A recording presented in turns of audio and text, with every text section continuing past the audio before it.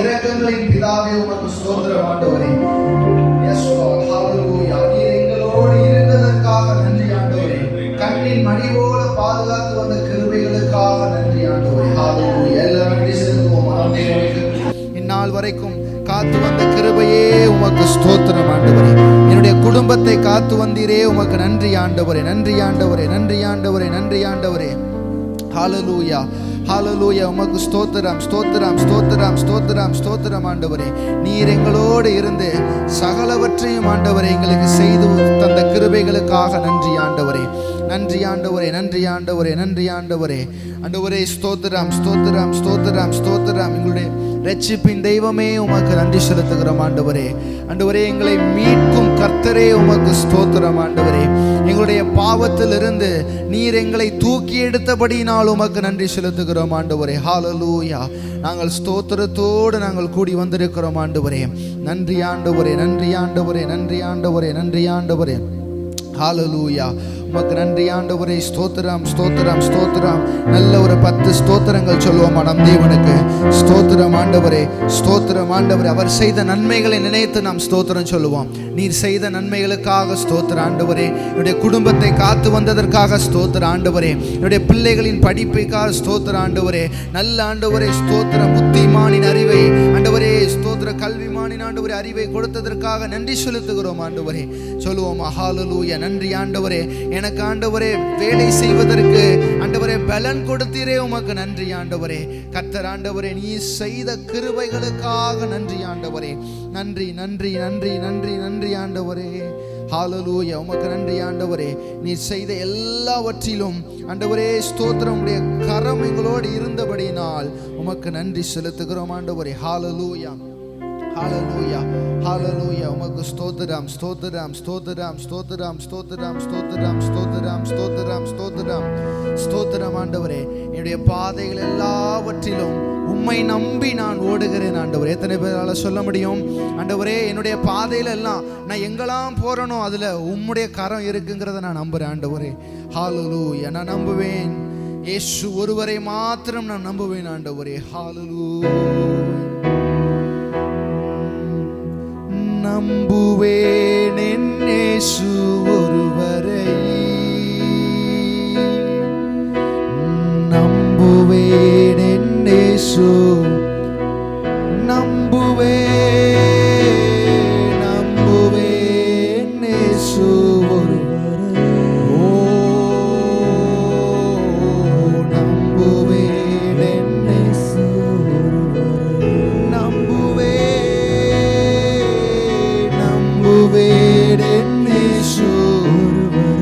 உம்மை மாத்திரம் நம்புவேன், நம்புவேன். எஸ் லார்ட், ஹalleluya. ஆண்டவரே என்னுடைய வாழ்க்கை என் முடிவு பரியந்தம் வரை உம்மை நம்புவேன் ஆண்டவரே.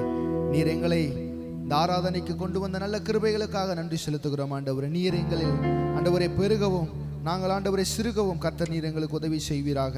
ஆண்டவரை நீரே பொறுப்பெடுத்து வழி நடத்துங்க. நாங்கள் பாடும் பொழுது ஆண்டவரை உம்மை துதிக்கும் பொழுது உம்முடைய வார்த்தையை சொல்லும் பொழுது நீர் ஆண்டவரை சிங்காசனத்தை விட்டு எழுந்து ஆண்டவரே எங்களை பார்க்கிறவராய் இருக்கிறது உமக்கு நன்றி செலுத்துகிறோம் ஆண்டவரே. நீரே பொறுப்பெடுத்து வழி நடத்துங்க. இப்படி இயேசு கிறிஸ்துவின் நாமத்தினால் ஜெபிக்கிறோம் நல்ல பிதாவே. ஆமென், ஆமென். ஹalleluya, ஹalleluya. எத்தனை பேர் சந்தோஷமா இருக்கீங்க? ஹalleluya, ஸ்தோத்திரம். அவருடைய சமூகத்தில் நாம சந்தோஷமா இருக்கும் பொழுது தேவன் நமக்கு நன்மை செய்து கொண்டே இருப்பார். ஆமென். இக்கட்டான சூழ்நிலைகள் வரும் பொழுது நாம் அவர் பாதத்தில் அமர்ந்திருப்பதே நம்முடைய ஆறுதல். ஹalleluya, ஸ்தோத்திரம். கடந்த வாரங்களில் கர்த்தர் செய்த நன்மைகளை நினைத்து நாம் ஒரு பாடலை பாடுவோம். நமக்கு எல்லாரும் தெரிந்த பாடல், புதிய நாளுக்குள் என்னை நடத்தும் புது கிருபையால் என்னை நிரப்பும் என்று சொல்லி நாம் பாடுவோம். கர்த்தர் நம்மை ஆசீர்வதிப்பாராக. நல்ல கரம் தட்டுவோமா? Yes, come on. நல்ல கரங்களை தட்டி சத்தம் உங்களுடைய காது கேட்கட்டும்.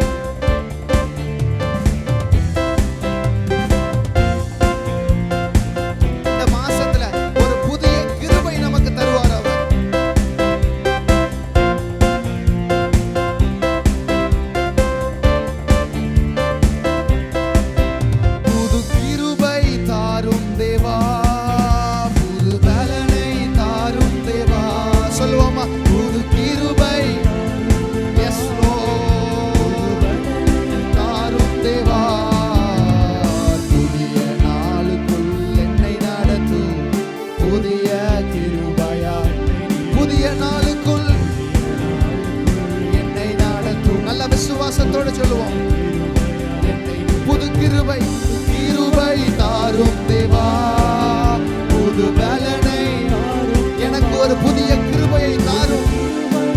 எஸ் லார்ட், நீர் இந்த மாதத்தில் ஒரு புதிய வல்லமையை கர்த்தர் எனக்கு தரும்படியாய் நான் கேட்கிறேன்.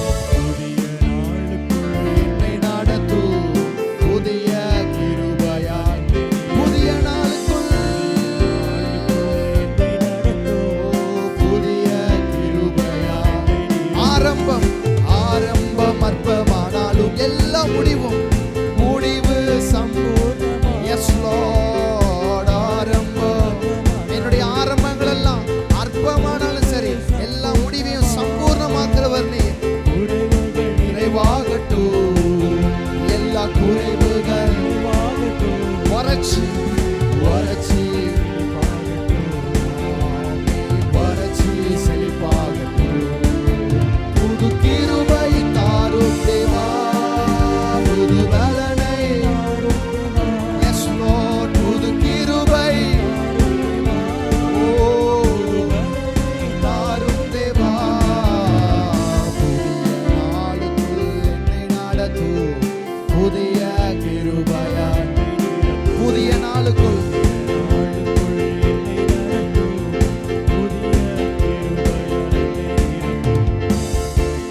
வெட்கத்திற்கு பதிலாக அவர் நமக்கு இரட்டிப்பான நன்மையை கர்த்தர் கொடுத்திருக்கிறார்.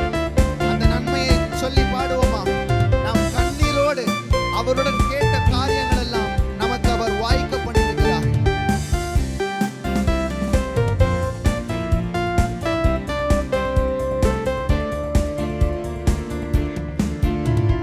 வெட்கத்திற்கு பதிலாக, ஆமென், வெட்கத்திற்கு பதிலாக இரட்டிப்பு நன்மையை தாரும் தேவா. கண்ணீருக்கு பதிலாக, என் கண்ணீருக்கு ஆனந்த களிப்பை, ஆமென், களிப்பை தாரும் தேவா.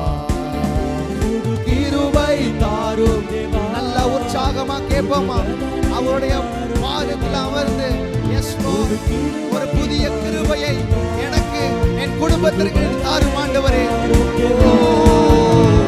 புதிய நாளுக்குள் என்னை நடத்தும் புதிய கிருபையாய். புதிய நாளுக்குள் என்னை நடத்தும் புதிய கிருபையாய்.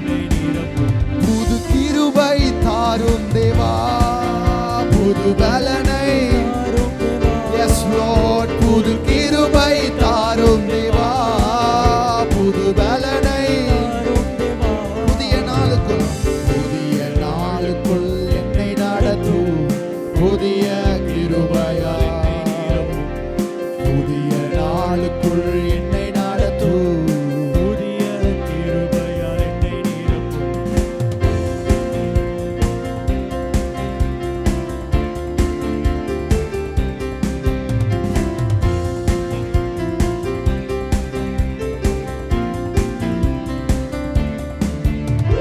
சவால்கள் சந்தித்திட இன்று உலகத்தில், சவால்கள் சந்தித்திட இன்று உலகத்தில் ஜெயம் எடுக்க, உறவுகள் சீர் பொருந்த, குடும்ப உறவுகள் சீர் பொருந்த, சமாதானம் நான் பெற்றிட, எனக்கு சமாதானம். மீண்டும் ஒரு முறை, உறவுகள் என்னால என் குடும்ப உறவுகள் சீர்படுத்த. எஸ் லார்ட், சமாதானம். எஸ் லார்ட், சமாதானம். புது கிருபை தாரும் தேவா, புது பலனை தாரும் தேவா. புது கிருபை கேட்கிறவர்கள் யாவரும் பெற்றுக்கொள்வார் என்று வசனம் சொல்லுகிறது. எனக்கு புது கிருபையை தாரும் ஆண்டவரே. என்னை நடத்தும் புதிய கிருபையால் என்னை நிரப்பும். புதிய நாளுக்குள் என்னை நடத்தும் புதிய கிருபையால் என்னை நிரப்பும். புதிய நாளுக்குள் என்னை நடத்தும் புதிய கிருபையால், புதிய கிருபையால். ஹல்லேலூயா, ஹல்லேலூயா. இல்ல ரெண்டாவது ஸ்டான்ஸா அப்படியே சொல்லுது. ரெண்டாவது ஸ்டான்ஸா போடுங்க தம்பி. அது எல்லாரும் பாருங்க பக்கத்துல. அதுல என்ன போட்டிருக்கு? வெட்கத்திற்கு பதிலாக நன்மையை தாரும் தேவா. இல்ல நம்முடைய வெட்கத்திற்கு பதிலாக நம்முடைய சில காரியங்கள் நம்மளை வெட்கத்திற்கு உட்படுத்துற காரியங்கள்ல நம்ம வேணா மாட்டி தெரியலாம்.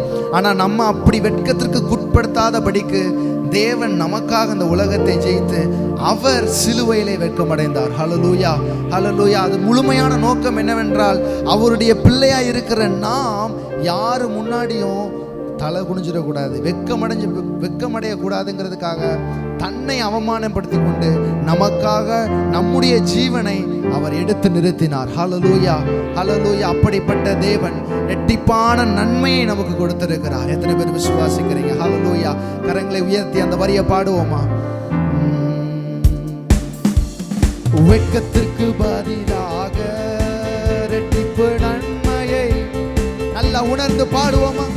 வெட்கத்திற்கு, என்னுடைய வெட்கத்திற்கு பதிலாக கண்ணீருக்கு, என்னுடைய கண்ணீருக்கு ஆனந்த களிப்பை, களிப்பை தாரும் தேவா, கிருபை தாரும் தேவா, புது பலனை, புது கிருபை, புது கிருபை தாரும் தேவா, புது பலனை,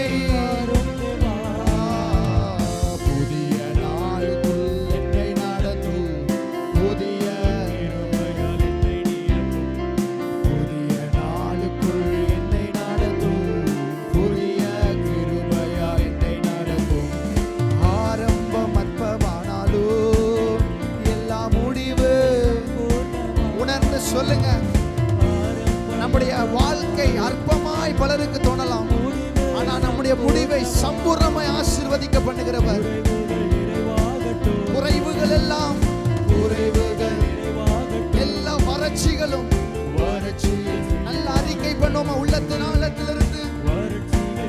எஸ் லார்ட். எல்லா வறட்சியும், வறட்சி, வறட்சி எல்லாம் செழிப்பாகட்டும், செழிப்பாகட்டும். புது கிருபை தாரும் தேவா, புது பலனை தாரும் தேவா, புது கிருபை. S Lord. கேட்கிறவர்கள் யாவருக்கும் புதிய கிருபையை இந்த காலை வேளையிலே கட்டளையிடுவீராக. என்னை நடத்தும், புதிய கிருபையால் என்னை நிரப்பும், புதிய நாளுக்குள்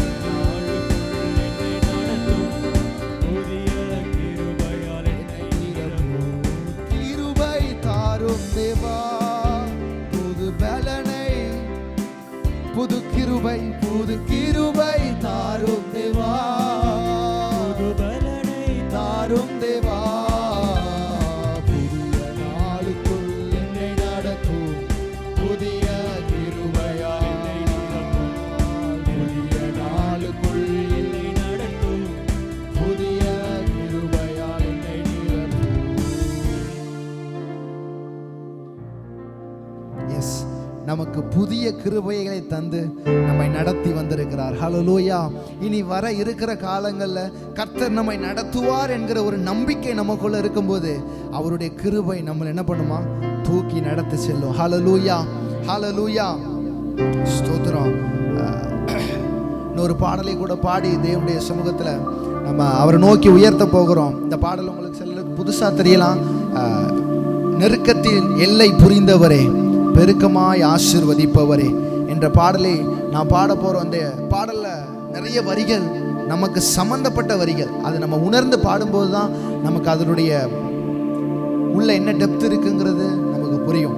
ஈஸியாக சொல்லணும் அப்படின்னா, சில நெருக்கங்கள் மத்தியில் நம்ம நெருங்கி போகிற சூழ்நிலை வரலாம்.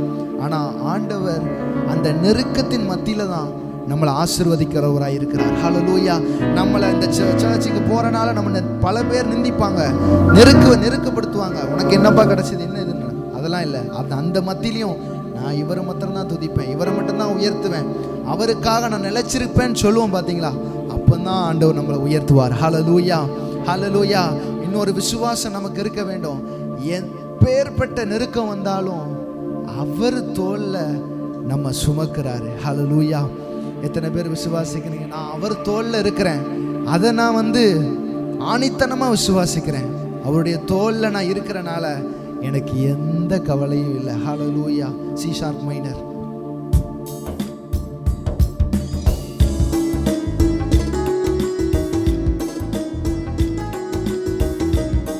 நல்ல கரங்களை தட்டுவோமா?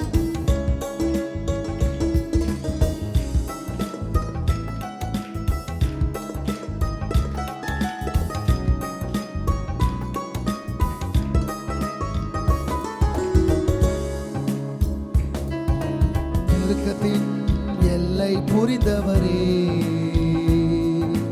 பெருக்கமாக ஆசீர்வதிப்பவரே. என்னுடைய நெருக்கத்தின் எல்லை புரிந்தவரே, பெருக்கமாக ஆசீர்வதிப்பவரே. ஆனால் ஒன்று மட்டும் தெரியும், நான் உங்க தோழல. அறிக்கை பண்ணுவோமா? ஆனா ஒன்று மட்டும் தெரியும், நான் உங்க தோழல. ஆனா ஒன்று மட்டும் தெரியும், நான் உங்க தோழல. ஆனா ஒன்று மட்டும் தெரியும், நான் உங்க தோழல. கவலை வந்தாலும் சரி, நான் கண்ணீர் விட அவசியமே இல்லை. ஏன்னா அவர் தோல்ல நான் இருக்கிறேன். எத்தனையோ கவலைகள்ல நம்ம மூழ்கி போயிருப்போம். எத்தனையோ கவலைகள்ல நம்ம இதுக்கப்புறம் ஒண்ணுமே இல்லை, நான் எதுக்கு இருக்கிறேங்கிற ஒரு சூழ்நிலை வந்திருக்கலாம். ஆனா அப்பா தோல்ல நம்ம இருக்கோங்கிறத நம்ம மறந்துடக்கூடாது. அதை உணர்ந்து பாடுவோமா? நல்ல கரம் தட்டி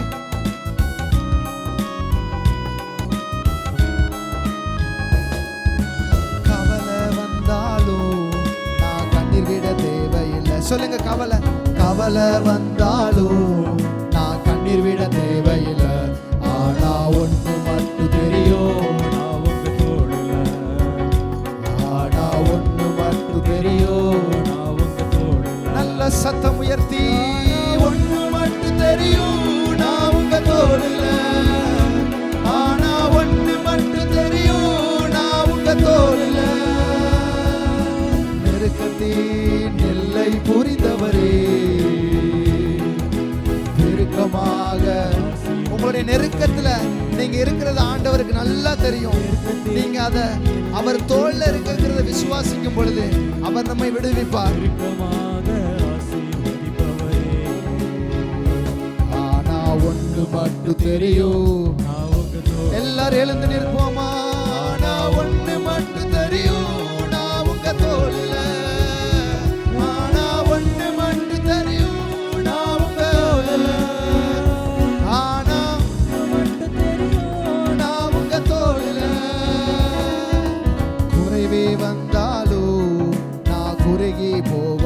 சொல்லுங்க. குறைவே வந்தாலும் நான் குறுகி போகவில்லை. குறைவே வந்தாலும் நான் குறுகி போகவில்லை. குறைவே வந்தாலும் நீங்க சத்தமா பாடுங்க. குறுகி போகவில்லை. ஆனா ஒன்று மட்டும் தெரியும், நான் உங்க தோழல. ஆனா ஒன்று மட்டும் தெரியும். நல்ல சத்தம் உயர்த்தி பாடுவோமா? ஆனா ஒன்று மட்டும் தெரியும், நான் உங்க தோழல. ஆனா ஒன்று மட்டும் தெரியும், நான் உங்க தோழல. நெருக்கத்தின் எல்லை புரிந்தவரே, பெருக்கமாக ஆசீர்வதிப்பவரே. நெருக்கத்தின் எல்லை புரிந்தவரே, ஆசீர்வதிப்பவரே. வியாதியே வந்தாலும் நான் வியாகுலம் அடைவதில்லை. சொல்லுவோமா? வியாதியே நான் வியாகுலம் அடைவதில்லை. வியாதியே வந்தாலும் நான் வியாகுலம் அடைவதில்லை. வியாதியே வந்தாலும் நான் வியாகுலம் அடைவதில்லை. ஆனா ஒன்று மட்டும் தெரியும், என் வாழ்க்கையில என்ன நடந்தாலும் சரி, ஆனா ஒண்ணு மட்டும் தெரியும், நான் அவருடைய தோல்ல இருக்கிறேன். ஆனா ஒண்ணு மட்டும் தெரியும், நான் உங்க தோல்ல. நல்லா கைய பாடி பார்க்கலாம். எஸ், நான் உங்க தோல்ல.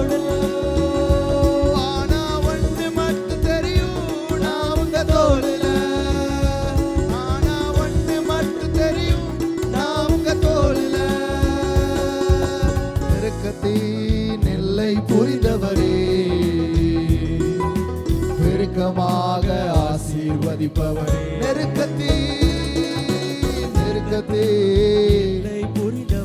என்னுடைய எல்லையை உமக்கு நன்றாக தெரியும் ஆண்டவரே.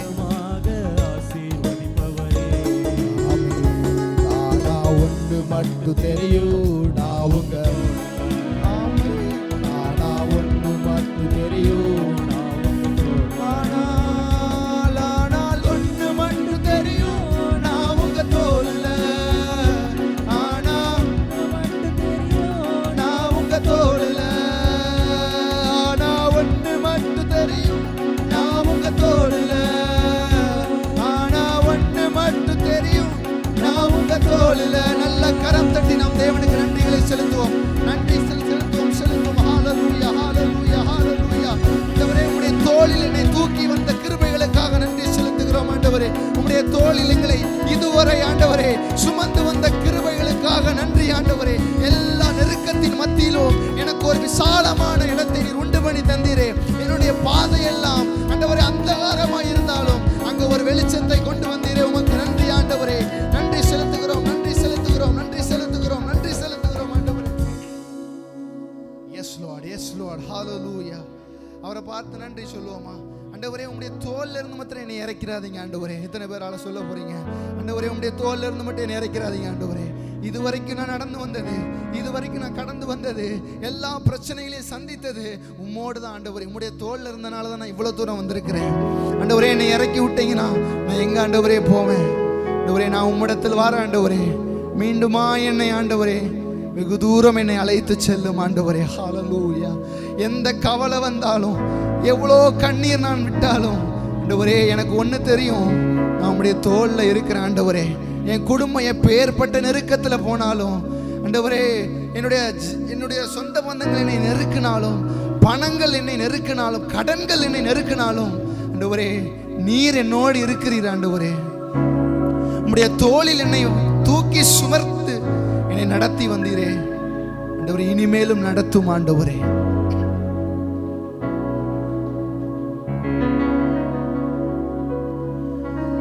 கவலை வந்தாலும் கண்ணீர் விட தேவையில்லை. கவலை வந்தாலும் கண்ணீர் விட தேவையில்லை. சொல்லுவோமா? கவலை எஸ் லார்ட், கண்ணீர் விட தேவையில்லை. கவலை வந்தாலும் நான் கண்ணீர் விட தேவையில்லை. ஆனா ஒன்று மட்டும் தெரியும், ஆனா ஒன்று மட்டும் தெரியும் ஆண்டவரே. அதை நான் ஸ்ட்ராங்கா பிலீவ் பண்றேன், அதை நான் நம்புறேன். நான் உங்க தோல்ல இருக்கிறேன். ரெண்டு கரங்களை அவருக்கு நேராக உயர்த்தி சொல்லுவோமா? ஆனா ஒண்ணு மட்டும் தெரியும், நான் உங்க தோளில. ஆனா ஒண்ணு மட்டும், நான் உங்க தோளில ஆண்டவரே. ஆனா ஒண்ணு மட்டும் தெரியும், நான் உங்க தோளில.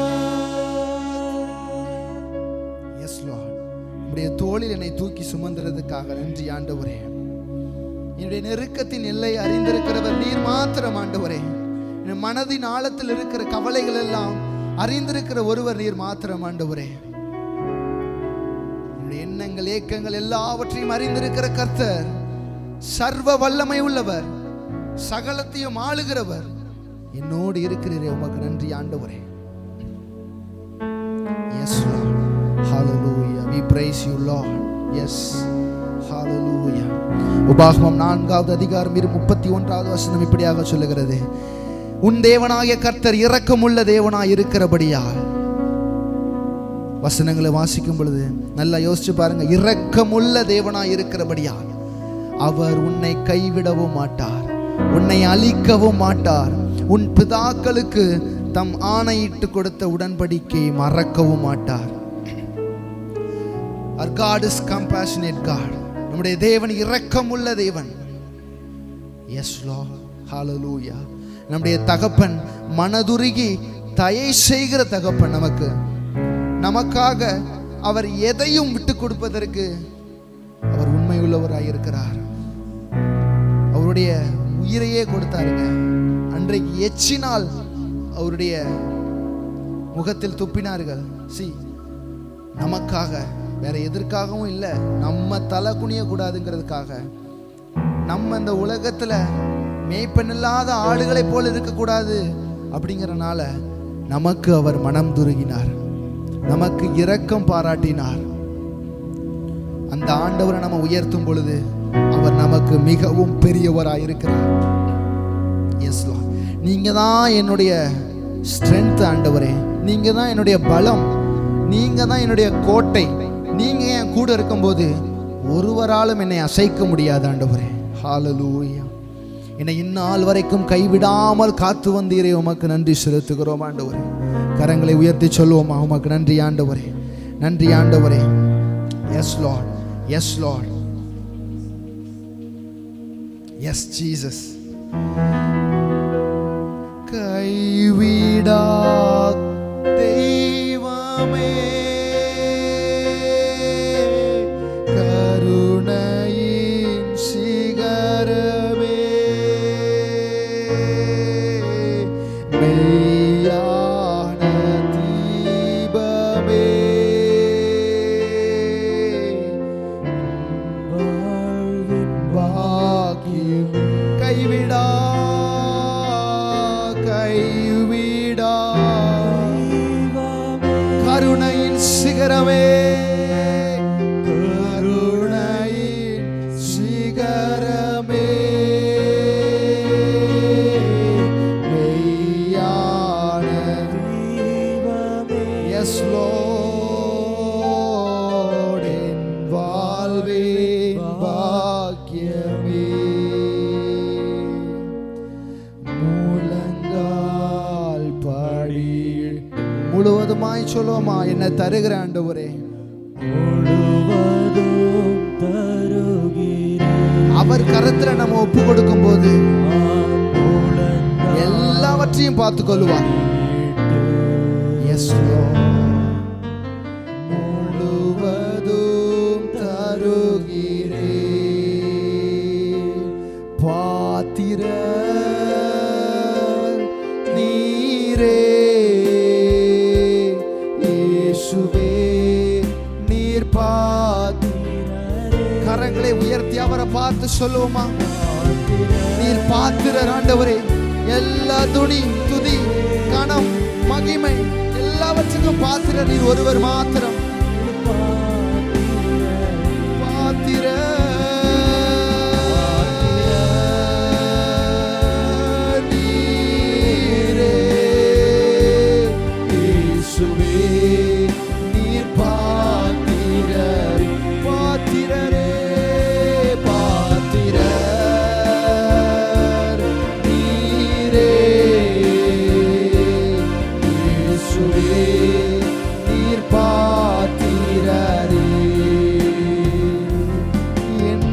தருகிறேன் தருகிறேன் உம் கரத்தில் என்னை படைக்கிறேன் படைக்கிறேன் உம் பாதத்தில். சொல்லுவோமா, என்னை முழுவதுமாய் நான் உம்முடைய கரத்துல தருகிற ஆண்டவரே, முழுவதுமாய் உம்முடைய கரத்துல படைக்கிறேன் ஆண்டவரே.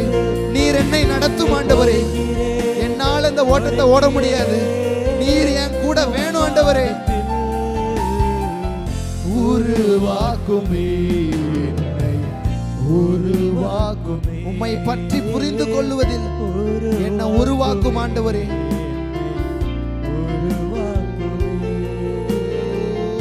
உருவாக்குமே உருவாக்குமே என்னை, உருவாக்குமே.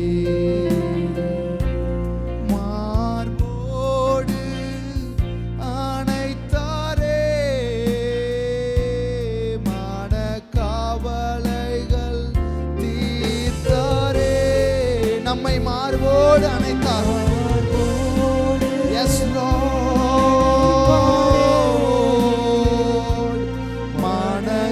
நம்முடைய மனக்கவலை எல்லாம் தீர்த்தீரே, உமக்கு நன்றி ஆண்டவரே. ஒரு தாய், எஸ்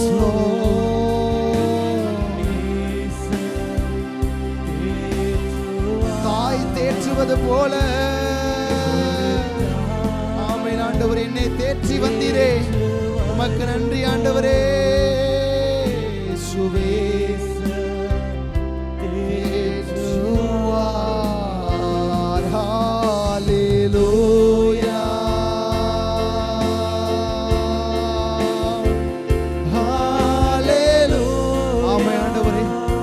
துதிகளை நான் உமக்கு செலுத்துகிறேன் ஆண்டவரே.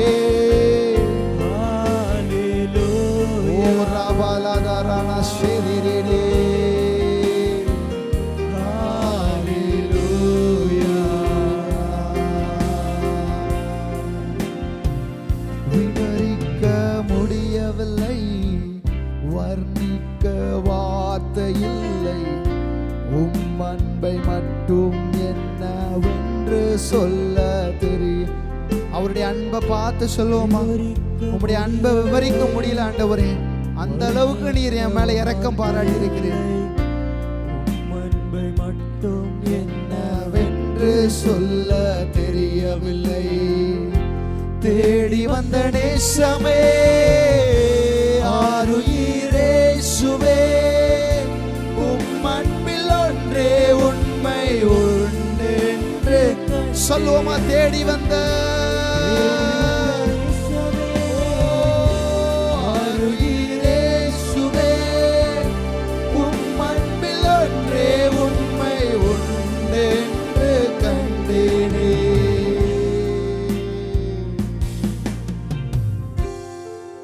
எல்லாரும் நல்ல கரங்களை உயர்த்தி, இந்த உலகத்துல நீ நிறைய பேர் நேசிச்சாங்க ஆண்டவரே, ஆனா யாரும் இப்ப இல்லை. ஆனா நீர் அப்படி இல்லை ஆண்டவரே, என் மேல் இரக்கம் பாராட்டி உம்முடைய நேசம் என் மேல் வைத்து உம்முடைய பாசத்தை என் மேல் ஊற்றி, எஸ் லார்ட், என்னை தேடி வந்தீரே, உமக்கு நன்றி ஆண்டவரே. கரங்களை உயர்த்தி எஸ். என் நிலைமை நன்றாய் அறிந்தவர், பாவி என்னை அழைத்தவர், மீறின பின்பும் வெறுக்காத, நம்மளை ஒரு நாள் வெறுக்காத ஆண்டவர் அவர் மாத்திரம்தான். நிலைமை நன்றாய் அறிந்தவர், என்னை அழைத்தவர், மீறின பின்பும் வெறுக்காதவர், உம்மை போல் என்னை நேசிக்க ஒருவரும் இல்லை, நேசித்தவரில் இது போல் அன்பை இன்னும் காணவில்லை.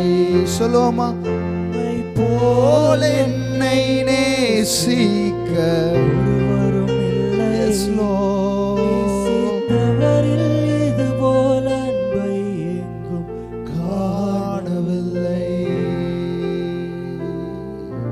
உம்மை போல நேசிப்பதற்கு இந்த உலகத்துல யாருமே இல்லை ஆண்டவரே. எஸ் லார்ட், என் உங்க இருதயத்தில் கை வச்சு சொல்லுங்க பார்க்கலாம். கரங்களை உயர்த்தி ஆண்டவரே, ஒரு கையை வானத்துக்கு நேரா வச்சு இருதயத்தில் கையை வச்சு, ஆண்டவரே நீர் ஆண்டவரே பெருகணும் ஆண்டவரே, நீர் என்னில் பெருக வேண்டும் ஆண்டவரே. எஸ் ஹalleluya. நீர் மட்டும் பெருகணும், நீர் மட்டும் பெருகணும், நீர் மட்டும் பெருகணும், நீர் மட்டும் இயேசு. மீண்டும் ஒரு முறை, நீர் மட்டும். நீங்க அறிக்கை பண்ணிட்டீங்கன்னா தேவன் உங்களுக்குள்ள வாசம் பண்ணுவார். எஸ் லார்ட், நீர் மட்டும், நீர் மட்டும், நீர் மட்டும் பெருகணும், நீர் மட்டும் பெருகணும், நீர் மட்டும் பெருகணும், நீர் மட்டும் இயேசுவே. நல்ல கரம் தட்டி நம் தேவனை நன்றிகளை செலுத்துவோமா? எஸ் லார்ட், எல்லா நெருக்கத்திலும் கர்த்தர் என்னோடு இருந்தீர் ஆண்டவரே. ஆண்டவரே ஆண்டவரே ஸ்தோத்திரம் ஸ்தோத்திரம் ஸ்தோத்திரம் ஸ்தோத்திரம். என்னை தேடி வந்த நேசமே உமக்கு நன்றி ஆண்டவரே. உம்மை போல நேசிக்க ஒருவரும் இல்லை ஆண்டவரே. இயேசுவே, நீர் என்னில் பெருக நான் என்னை விட்டு கொடுக்கிறேன் ஆண்டவரே. சொல்லுவோமா? நீர் என்னில் பெருகுவதற்கு நான் என்னை விட்டு கொடுக்கிறேன் ஆண்டவரே. என்னுடைய நாட்களை ஆண்டவரே, நான் இந்த உலகத்தில் வாழ போற நாட்கள்ல உம்மை மகிமைப்படுத்துவதற்கு நான் வாழ வேண்டும் ஆண்டவரே. அதை அறிக்கை பண்ணுவோமா? ஆண்டவரே, நீர் என்னை நடத்தும் ஆண்டவரே. என்னை பார்க்கிறவர்கள் உம்மை பார்க்க வேண்டும் ஆண்டவரே. நான் பேசும் பொழுது பலருக்கு ஆறுதல் கிடைக்க வேண்டும் ஆண்டவரே, சமாதானம் கிடைக்க வேண்டும் ஆண்டவரே. ஏனென்றால் நீர் என்னோடு இருக்கும்போது, நீர் என்னில் பெருகி இருக்கும் பொழுது நான் போகிற இடமெல்லாம் ஆசீர்வாதம் தான் ஆண்டவரே. ஹல்லேலூயா. Yes Lord. நீரே பொறுப்பெடுத்து வழி நடத்துங்க ஆண்டவர். எல்லா வேலையும் உம்முடைய கரத்தில் ஒப்பு கொடுக்குற ஆண்டவர். உம்மை துதிப்பதற்கு, உம்மை புகழ்வதற்கு, உம்மை பாடுவதற்கு, நீர் செய்த அதிசயங்களை எண்ணி பார்ப்பதற்கு, கர்த்தர் நீர் கொடுத்த நல்ல கிருபைகளுக்காக நன்றி செலுத்துகிறோம் ஆண்டவரே. நீரே பொறுப்பெடுத்து வழி நடத்துங்க. மீட்பர் இயேசு கிறிஸ்துவின் நாமத்தினால் ஜெபிக்கிறோம் நல்ல பிதாவே. ஆமென் ஆமென். ஹல்லேலூயா. அப்படியே அமர்ந்து கொள்வோம். கர்த்தர் தாமே நம்மை ஆசீர்வதிப்பாராக. கர்த்தருடைய பரிசுத்த நாமம் மகிமைப்படுவதாக. இந்த நாள் காலையிலும் இரண்டாவது ஆராதனைக்கு வந்திருக்கிறவங்க யாவரையும் இயேசுவின் நாமத்தில் வாழ்த்தி வரவேற்கிறோம். சபையின் அறிவிப்புகள். ஒவ்வொரு ஞாயிற்றுக்கிழமையும் காலை முதல் ஆராதனை 6:30 மணி முதல் 8 மணி வரையும், இரண்டாவது ஆராதனை 9 மணி முதல் 10:30 வரையும் நடைபெறும். அது முடிந்த பிற்பாடு 10:45 முதல் 12 மணி வரை சண்டே கிளாஸ் நடைபெறும். உங்கள் பிள்ளைகளை நீங்கள் தயவாய் அனுப்பி வையுங்கள். அதே போல் ஒவ்வொரு வெள்ளிக்கிழமையும் காலை 10 மணிக்கு உபவாச ஜெபம் சபையில் நடைபெறும். அதே போல் அந்தந்த ஏரியாக்களில் ஒவ்வொரு ஏரியாவிலும் பைபிள் டியூஷன் கேர்சல் நடைபெறுகிறது. நீங்கள் தயவாய் கலந்து கொள்ளும்படி கேட்டுக்கொள்கிறோம். ஆண்கள் ஐக்கியம் வியாழக்கிழமை தோறும் மாலை 8 மணிக்கு சபையில் வைத்து நடைபெறுகிறது. நீங்கள் ஆண்கள் கலந்து கொள்ளுங்கள். அதே போல் கல்லறை தோட்டத்திற்கென்று வாக்கு பண்ணினவர்கள் அநேகர் கொடுத்து வருகிறீர்கள். நீங்கள் வாக்கு பண்ணினவர்கள் தயவாய் கொடுக்கும்படி தாழ்மையுடன் கேட்டுக்கொள்கிறோம். அதே போல் இந்த மாதம் முழுவதும் ஜபத்தின் நாட்களாக இருக்கிறபடினால் நீங்கள் அநேகர் சபையில் வந்து ஜபிக்கிறீர்கள். உங்கள் நேரத்திற்கு தகுந்தபடி, நீங்கள் எழுதி கொடுத்த நேரத்தின்படி நீங்கள் ஒவ்வொருவரும் வந்து ஜபியுங்கள், ஜபித்து கொள்ளும்படி கேட்டுக்கொள்கிறோம். அதே போல் இன்று டீம் சர்வீஸ் இருக்காது. நமக்கு அம்பத்தூர் மண்டல செக்ஷன் அளவிலே காம்படிஷன் நடைபெறுகிறது. அதில் அநேக பிள்ளைகள் கலந்து கொள்கிறார்கள். நீங்கள் அவர்களை உற்சாகப்படுத்தும்படி தாழ்மையுடன் கேட்டுக்கொள்கிறோம். அதே போல் மாலை ஆராதனையாக இருக்காது. நீங்கள் ஜபத்தின் வாரமாக இருக்கிறபடினால் நீங்கள் தனிப்பட்ட முறையில் கூடியோ வந்து ஜபித்து கொள்ளும்படி தாழ்மையுடன் கேட்டுக்கொள்கிறோம்.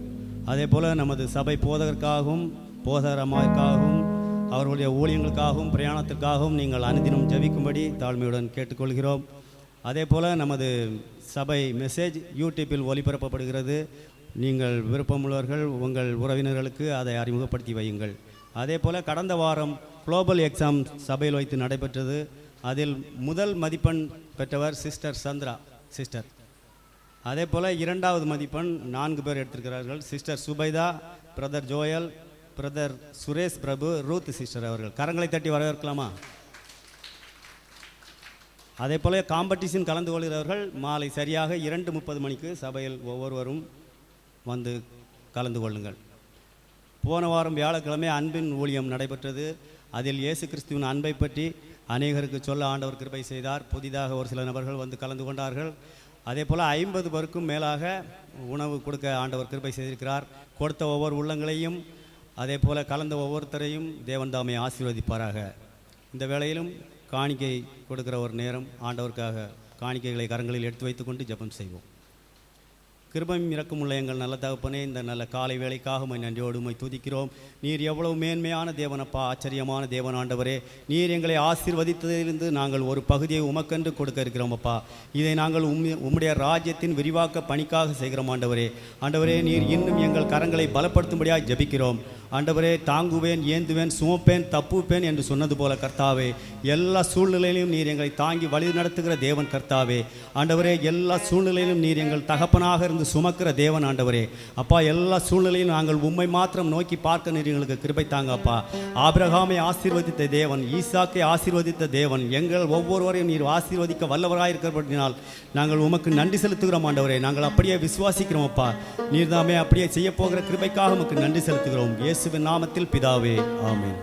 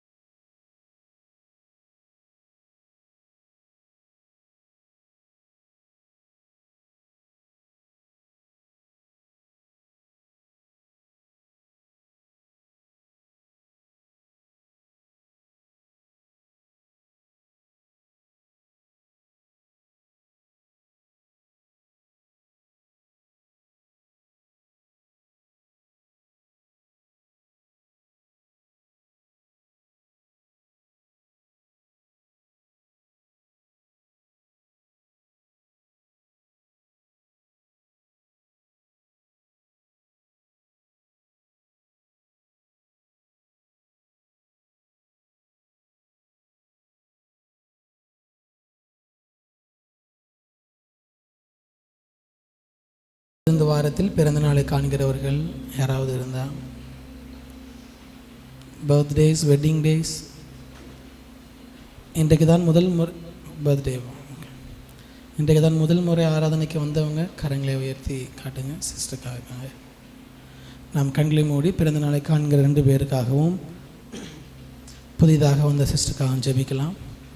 எங்களை நேசிக்கிற அன்பின் பரலோக பிதாவே, பிறந்த நாளை காண்கிற பிரதருக்காக ஆண்டவரே மகளுக்காக ஜெபிக்கிறோம். 2 பேரும் கரத்தில் தருகிறோம்.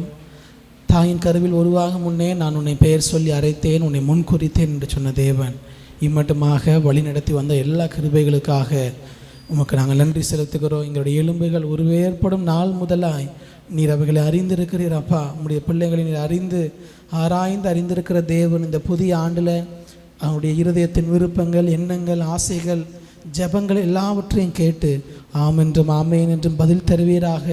உம்முடைய கிருபையின் கரம் அவர்களோடு கூட இருக்கட்டும். நன்மையினாலும் கிருபையினாலும் முடிசூட்டி இந்த புதிய ஆண்டு ஒரு நன்மையின் ஆண்டாக உமது பிள்ளைகளுக்கு ஒரு ஆசீர்வாதத்தின் ஆண்டாக, தேவனுடைய கருத்தின் நன்மைகளால் திருப்தியாய் நடத்தப்படுகிற ஒரு ஆண்டாக இருக்கட்டும்.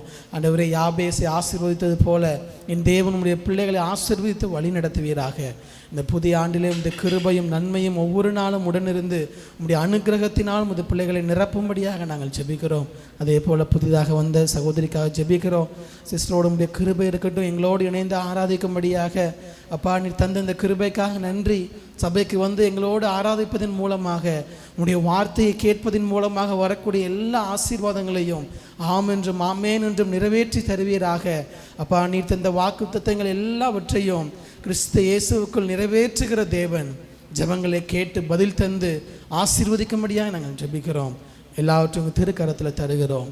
இயேசு கிறிஸ்துவின் நாமத்தில் ஜெபிக்கிறோம் ஜீவன் நல்ல பிதாவே, ஆமேன் ஆமேன். நாம் கரங்களை தட்டி அவளை வாழ்த்துவோம். எல்லாரும் எடுத்துக்கொள்ளுங்க. மத்தேயு 26:36 முதல் 41 வரை உள்ள வசனங்கள் எல்லாரும் சேர்ந்து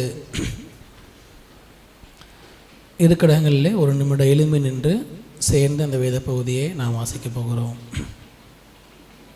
அப்பொழுது இயேசு அவர்களோடு கெத்செமனே எனப்பட்ட இடத்திற்கு வந்து சீஷர்களை நோக்கி, நான் அங்கே போய் ஜெபம் பண்ணும் அளவும் நீங்கள் இங்கே உட்கார்ந்திருங்கள் என்று சொல்லி பேதுருவையும் செபதேவின் குமாரர் 2 கூட்டிக் கொண்டு போய் துக்கமடையவும் வியாகுலப்படவும் தொடங்கினார். அப்பொழுது அவர், என் ஆத்துமா மரணத்துக்கு ஏதுவான துக்கம் கொண்டிருக்கிறது, நீங்கள் இங்கே தங்கி என்னோடே கூட விழித்திருங்கள் என்று சொல்லி சற்று அப்புறம் போய் முகங்குப்புற விழுந்து, என் பிதாவே, இந்த பாத்திரம் என்னை விட்டு நீங்க கூடுமானால் நீங்கும்படி செய்யும், ஆகிலும் என் சித்தத்தின்படி அல்ல உம்முடைய சித்தத்தின்படியே ஆக கடவுது என்று ஜெபம் பண்ணினார்.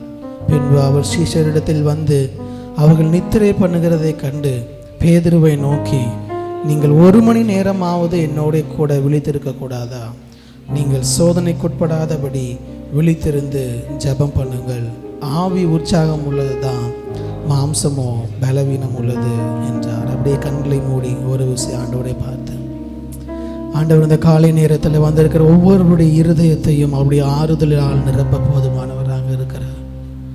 ஆண்டவரே, நின்ற வண்ணமாக எங்களை உங்கள் சமூகத்தில் அர்ப்பணிக்கிறோம். எங்களோடு கூட இடைப்படுங்கப்பா. ஹல்லேலூயா, உமக்கு நன்றி செலுத்துகிறோம். ஆறுதலின் தெய்வமே, உம்முடைய திருச்சமூகம் எவ்வளவு இன்பமானது. ஆறுதலின் தெய்வமே, உம்முடைய திருச்சமூகம் எவ்வளவு இன்பமானது. ஆறுதலின் தெய்வமே, ஆறுதலின் தெய்வமே.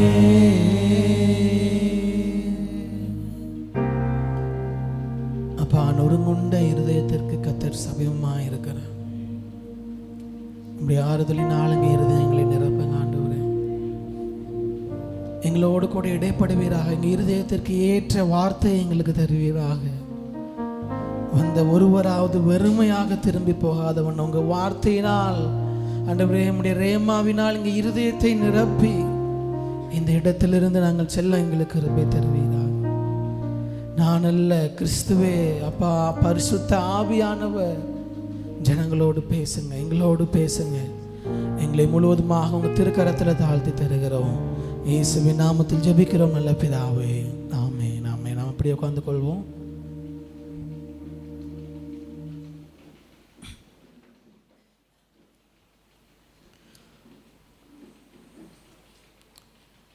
இந்த ஆகஸ்ட் மாதம் முழுவதும் நமக்கு ஜெப மாதமாக இருப்பதினால் நீங்கள் எல்லாரும் சபையில் வந்து ஜெபிக்கிறீர்கள். அநேகர் வந்து ஜெபிக்கிறதை நானும் பார்க்குறேன். காலையிலும் மாலையிலும் தொடர்ந்து இந்த மாதத்தில் நீங்கள் சபையில் வந்து தொடர்ந்து ஜெபிக்கும்படியாக உங்களை உற்சாகப்படுத்துகிறேன். வீட்டிலிருந்து ஜெபிக்கிறவர்களுக்காகவும் ஸ்தோத்திரம். நீங்களும் தொடர்ந்து ஜெபியுங்கள். வெளியில் அந்த ஷீட் இருந்திருக்கும், நீங்கள் வரும்போதே நிறைய பேர் சைன் பண்ணியிருப்பீங்க. பண்ணாதவங்க நேம் எழுதி கொடுத்தவர்கள் ஜெபிப்பதற்கு நீங்கள் திரும்பி போகும்பொழுது வெளியே இந்த ஷீட் இருக்கும். இந்த கடந்த வாரம் முழுவதும் நீங்கள் ஜெபித்திருந்தீர்கள் என்றால் அதில் உங்களுடைய சைன் பண்ணிவிட்டு போங்க. ஜெபிக்கலை என்றால் டேஷ் போட்டுட்டு போங்க. அடுத்த வாரத்தை ஜெபிக்க தேவன் நமக்கு கிருபை தருவார். ஹல்லேலூயா. ஒருவேளை புதிதாக உங்கள் பேர் எழுதணுன்னா அதில் உங்கள் பேரை எழுதி எந்த டைமுங்கிறத கீழே எழுதிட்டு போனீங்கன்னா அடுத்த வாரத்திற்கு உங்கள் பேரையும் சேர்த்து கொள்வதற்கு உதவியாக இருக்கும். இந்த 30 நாட்களும் நம்ம ஜெப நாட்களாக நம்முடைய சபையாக இணைந்து ஜெபிக்க தேவன் நமக்கு கிருபை தரட்டும். ஹல்லேலூயா, ஹல்லேலூயா. எல்லாரும் சேர்ந்து சொல்லுவோம் ஹல்லேலூயா, ஆமென். தேவன் நம்மோடு கூட வார்த்தையின் மூலமாக பேச போதுமானவர். எப்பொழுதுமே நம்முடைய சபை ஆரம்பித்த இந்த 2 வருடமாக எப்பொழுதெல்லாம் ஜெப நாட்கள் வைக்கிறோமோ, ஏறெடுக்கிறோமோ, 40 நாட்கள் 21 நாட்கள் என்று ஜெபிக்கிறோமோ, எல்லா ஜெப நேரங்களிலும் நான் எடுத்து தியானிக்கிற அல்லது பிரசங்கம் பண்ணுகிற ஒரு பகுதி என்னவென்றால் இந்த மத்தேயு 26 கெத்செமனேயில் இயேசு கிறிஸ்து ஜெபித்த ஒரு ஜெபம். அந்த வகையில் நேற்று இந்த வேத பகுதியை வாசிக்கும் பொழுது இதிலிருந்து தேவன் நம்முடைய சபைக்கென்று வைத்திருக்கிற காரியத்தை இந்த காலை நேரத்தில் நமக்கு வெளிப்படுத்துவாராக. கெத்செமனே ஜெபம் என்று சொல்லும் பொழுது அநேக காரியங்கள் நம்முடைய இருதயத்தில் வரலாம். ரொம்ப பரிச்சயமான ஒரு வேத பகுதியும் கூட. கெத்செமனே என்ற வார்த்தையின் அர்த்தமே என்னதான் அப்படின்னா,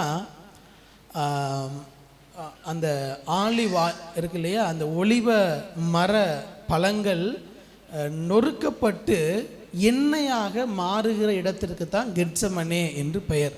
அந்த பெயரினுடைய அர்த்தமே அதுதான். அது நொறுக்கப்பட்டு உடைக்கப்பட்டு அது எண்ணெயாக மாறுகிறது. உருவமாக கொடுக்கப்பட்டிருக்கிறது. இயேசு கிறிஸ்துவும் நொறுக்கப்பட்டு உடைக்கப்பட்டு விலையேறப்பெற்ற அவருடைய இரத்தத்தை சிந்தி எதற்காக வந்தாரோ அதை நிறைவேற்றுகிற ஒரு இடத்தின் ஆரம்பம்தான் கெத்செமனே ஜெபம். அதனால் இந்த காலை நேரத்தில் நம்ம எல்லாருக்கும் ரொம்ப பழக்கப்பட்ட தெரிந்த வேத பகுதியாக இருந்தாலும் கூட ஆண்டவரே இந்த கெத்செமனே ஜெபத்தின் மூலமாக இந்த காலை நேரத்தில் எங்களுக்கு என்ன வார்த்தையை வைத்திருக்கிறீரோ அந்த வார்த்தையை பெற்றுக்கொள்ள எங்களுக்கு கிருபை தாரும் என்கிற இருதயத்தோடு வாஞ்சையோடு நாம் காத்திருப்போம். இன்றைக்குள்ள பிரசங்கத்திற்கு ஒரு தலைப்பு கொடுக்க வேண்டும் என்று சொன்னால் வாட்ச் அண்ட் ப்ரே, விழித்திருந்து ஜெபியுங்கள். வாட்ச் அண்ட் ப்ரே, விழித்திருந்து ஜெபியுங்கள். அதைத்தான் நான் சொல்ல விரும்புகிறேன். எப்பொழுது விழித்திருந்து ஜெபிக்க வேண்டும்? 3 காரியத்தை வேகமாக உங்களுக்கு பகிர்ந்து கொண்டு ஜெபித்து முடிக்கிறேன். விழித்திருந்து ஜெபியுங்கள். ஏனென்றால் இந்த வேத பகுதி 36 நீங்கள் வாசிக்கும் பொழுது இயேசு கிறிஸ்து மீண்டும் மீண்டும் சொல்லக்கூடிய ஒரு காரியம், விழித்திருந்து ஜெபியுங்கள். வாட்ச் அண்ட் ப்ரே, விழித்திருந்து. அப்படின்னா உங்களுக்கு தூங்குற நேரமாக இருக்கலாம் அல்லது ஏதோ ஒரு வேறு காரியங்கள் இருக்கலாம். ஆனாலும் இன்டென்ஷனலாக விழித்திருந்து நீங்கள் ஜெபியுங்கள். ஏதோ போகிற போக்கில் அல்ல, இதற்கென்று பிரயாசம் எடுத்து விழித்திருந்து நீங்கள் ஜெபியுங்கள். ஏன்னா அதுக்கு சில காரணங்கள் இருக்கிறது. நம்முடைய எல்லாருடைய ஜெப வாழ்க்கைக்கும் வேதத்தில் இயேசு கிறிஸ்து வைத்திருக்கிற மிக முக்கியமான ஒரு வேத பகுதி ஜெபத்தை குறித்து நாம் கற்றுக்கொள்வதற்கு இந்த மத்தேயு 26. ஏனென்றால் இயேசு கிறிஸ்துவே ஜெபிக்கிற ஒரு ஜெபம் இந்த வேத பகுதியில் இருக்கிறது. அவரை விட வேதத்தை ஜெபத்தை குறித்து நமக்கு யாரும் கற்றுக் கொடுத்து விட முடியாது. அவரே நமக்கு கற்றுக் கொடுக்கிற ஒரு இடம்தான் மத்தேயு 26. விழித்திருந்து ஜெபியுங்கள் என்று சொன்ன இயேசு கிறிஸ்து எப்பொழுது விழித்திருந்து ஜெபிக்க சொல்லுகிறார்? முதலாவது வாசியுங்கள், 36வது வசனத்தை ஒருவர் வாசியுங்கள். அப்பொழுது இயேசு அவர்களோட சீஷர்களை நோக்கி, நான் அங்கே போய் ஜெபம் பண்ணும் அளவும் நீங்கள் இங்கே உட்கார்ந்திருங்கள் என்று சொல்லி பேதுருவையும் கூட்டிக் கொண்டு போய் துக்கமடையவும் வியாகுலப்படவும் தொடங்கினார். இந்த வேத பகுதியை வாசிக்கும் பொழுது நம்ம எல்லாருக்கும் தெரிந்த வேத பகுதியாக இருந்தாலும் சுருக்கமாக உங்களுக்கு விளக்குகிறேன். இயேசு கிறிஸ்து கெத்செமனேக்கு ஜெபிக்க போகிறார். ஒரு இடத்திற்கு போகும் பொழுது அவரோடு கூட நெருக்கமாக இருந்த 12 சீஷர்களை அழைத்து கொண்டு போகிறார். 12 பேரையும் என்ன சொல்லி அழைத்து கொண்டு போகிறார்? 36 வாசிங்க. நான் அங்கே போய் ஜெபம் பண்ணும் அளவும் நீங்கள் இங்கே உட்கார்ந்திருங்கள். அப்போ ஜெபிப்பதற்காக 12 சீஷர்களை அழைத்து கொண்டு கெத்செமனே தோட்டத்திற்கு இயேசு கிறிஸ்து சொல்லுகிறார். ஜெபிக்க போன இயேசு கிறிஸ்து முதலாவது செய்த காரியம் என்ன தெரியுமா? 37வது வசனத்தை பாருங்க. பேதுருவையும் செபுதேவின் குமாரர் இருவரையும் கூட்டிக் கொண்டு போய் என்ன பண்ணாரா? துக்கமடையவும் வியாகுலப்படவும் தொடங்கினார். எதற்காக அழைத்து கொண்டு வந்தார்? சீஷர்களை ஜெபிக்கும்படியாக. ஆனால் இங்கே என்ன செய்து கொண்டிருக்கிறார்? துக்கமடையவும் வியாகுலப்படவும் தொடங்கினார். ஜெபிக்க கூட்டிக் கொண்டு வந்தாரே, ஜெபிக்க வேண்டும் என்று சொல்லி வர சொல்லிட்டு இங்கே துக்கப்பட்டு வியாகுலப்பட்டு கொண்டிருக்கிறாரே என்றால், முதலாவது நான் சொல்லுகிறேன், ஜெபமும் உங்களுடைய துக்கங்களையும் வியாகுலங்களையும் தேவனிடத்தில் கொட்டுகிறதும் வேறு வேறு அல்ல, ரெண்டுமே ஒன்று தான். உங்கள் இருதயத்தின் உணர்வுகளை தேவனிடத்தில் கொட்டுவதற்கான பெயர் தான் ஜெபம். முதலாவது சொல்லுகிறேன், வாட்ச் அண்ட் ப்ரே, விழித்திருந்து ஜெபியுங்கள். எப்போது? உங்களுடைய இருதயத்தில் வியாகுலங்களும் துக்கங்களும் நிறைந்திருக்கும் பொழுது, உங்கள் இருதயத்தில் அநேக உணர்வுகளால் அழுத்தப்படும் பொழுது வாட்ச் அண்ட் ப்ரே, விழித்திருந்து ஜெபியுங்கள். நிறைய நேரத்தில் நினச்சிக்கிறோம், நிறைய பேர் இடத்துல சொல்கிறத கேட்டிருக்கிறேன், பாஸ்டர் எனக்கு ஜெபிக்கலாம் தெரியாது பாஸ்டர், நான் இந்த மாதிரிலாம் ஜெபித்து எனக்கு பழக்கம் கிடையாது. நான் சொல்லுகிறேன், ஜெபம் என்பது வெளியில் நாம் எப்படி வார்த்தைகளால் அடுக்கு மொழிகளால் ஜெபிக்கிறோம் என்பது அல்ல. அது நாம் வெளிப்புற தோற்றத்தில் ஒருவரை பார்த்து பார்த்து நாம் பழகி விடுகிறோம். யோசித்து பாருங்க, நீங்கள் தனியாக தேவ சமூகத்தில் அமர்ந்திருக்கிறீங்க, அப்போ இப்படி தான் ஜெபிப்பீங்களா? நம்ம வெளியே ஜெபிக்கிறது போல ஜெபிப்போமா? இல்லை. ஏனென்றால் இயேசு கிறிஸ்து ரொம்ப தெளிவாக சொல்லியிருக்கிறார் மத்தேயு 6ல், அஞ்ஞானிகளைப் போல வீண் வார்த்தைகளை என்ன பண்ணாதீங்க, அளப்பாதீங்க. சும்மா தேவையில்லாமல் பாஸ்டர் உடம்பு சரியில்லைன்னு ஜெபிக்க சொன்னால் கன்னியாகுமரியிலேருந்து காஷ்மீர் வரைக்கும் என்ன பண்ணுறது, எல்லாத்தையும் இழுத்துறது. அதாவது ஆதியாகமத்திலிருந்து வெளிப்படுத்துற வரைக்கும் எல்லா வேத பகுதி எடுத்து உடம்பு சரியில்லைன்னு ஜெபம் பண்ண சொன்னால் என்ன பண்ணுங்க, அதுக்கு மட்டும் ப்ரேயர் பண்ணுங்கள். நோய் பலவீனமாக இருக்கிறாங்களா, இல்லை எக்ஸாம் இருக்குது பாஸ்டர் ப்ரேயர் பண்ணால். ஜெபத்தில் நம்ம என்ன நினச்சிடோம்னா, இப்படி நிறைய வசனங்களையும் நிறைய காரியங்களையும் சொன்னோம்னா நம்ம ஜெபம் ரொம்ப பெரிய ஜெபம் இல்லை. ஆண்டவர் இந்த ஜெபத்தை கேட்பாரானே நமக்கு தெரியலை. ஏன்னா இயேசு கிறிஸ்து சொல்கிறார், தேவையில்லாத வீண் வார்த்தைகள் என்ன பண்ணாத, அளப்பாது. அப்புறம் என்ன அர்த்தம்? எது வீண் வார்த்தை என்றால், உங்கள் இருதயத்திலிருந்து வராமல் நீங்கள் என்ன வார்த்தையை சொல்லி ஜெபித்தாலோ அது என்னதான் அப்படின்னா வீண் வார்த்தைகள் தான். அது கண்டிப்பாக என்ன பண்ணாது, தேவ சமூகத்தில் போக வாய்ப்பே கிடையாது. உங்கள் இருதயத்திலிருந்து உண்மையாக எந்த வார்த்தை ஜெபமாக வருகிறதோ அதுதான் தேவன் விரும்புகிற ஜெபம். தேவன் விரும்புகிற ஜெபம். ஒரு கணவன் மனைவி இருக்கிறாங்கன்னா மனைவியினுடைய இருதயத்திலிருந்து வருகிற வார்த்தை எது என்பதையும், சும்மா கடமைக்காக சொல்லுகிற வார்த்தை எது என்பதும் கணவருக்கு தெரியும். அதே போல் கணவர் இருதயத்திலிருந்து மனைவியை பார்த்து சொல்லுகிற வார்த்தையும், சும்மா பேரளவில் மனைவியை பார்த்து சொல்லுகிற வார்த்தையும் மனைவி மாதிரி ஈஸியாக கண்டுபிடிச்சிடுவாங்க. அப்படி தானே? ஃபஸ்ட்டு நீங்கள் கல்யாணம் புதுசில் அவர் சொன்ன ஐ லவ் யூக்கும் இப்போ சொல்கிறதுக்கும் டிஃப்ரென்ஸ் தெரியுதா உங்களுக்கு? நீங்கள் பார்க்குறத பார்த்தா சொல்லவே மாட்டேங்கிறாருங்களா? அதில் ஒன்றும் தப்பு கிடையாது. உங்கள் மனைவியை பார்த்து சொல்லலாம், மற்றவங்களை பார்த்தா சொல்லக்கூடாது. அப்போது மனிதர்களாகிய நமக்கு எது இருதயத்திலிருந்து வருகிறது, எது சும்மா வாயிலிருந்து வருகிறதுன்னு தெரியும்னா ஆண்டவருக்கு தெரியாத அவங்க இருதயத்திலிருந்து எது வருதுன்னு. நீங்கள் 1 மணி நேரம் ஜெபிக்கிறீங்க, 1 மணி நேரம் சேர்ந்து உட்காந்து ஜெபிக்கிறீங்க, ஆனால் ஒரு வார்த்தை கூட இருதயத்திலிருந்து வரலன்னா தெர் இஸ் அந்த 1 மணி நேரம் வேஸ்ட் ஆஃப் டைம்.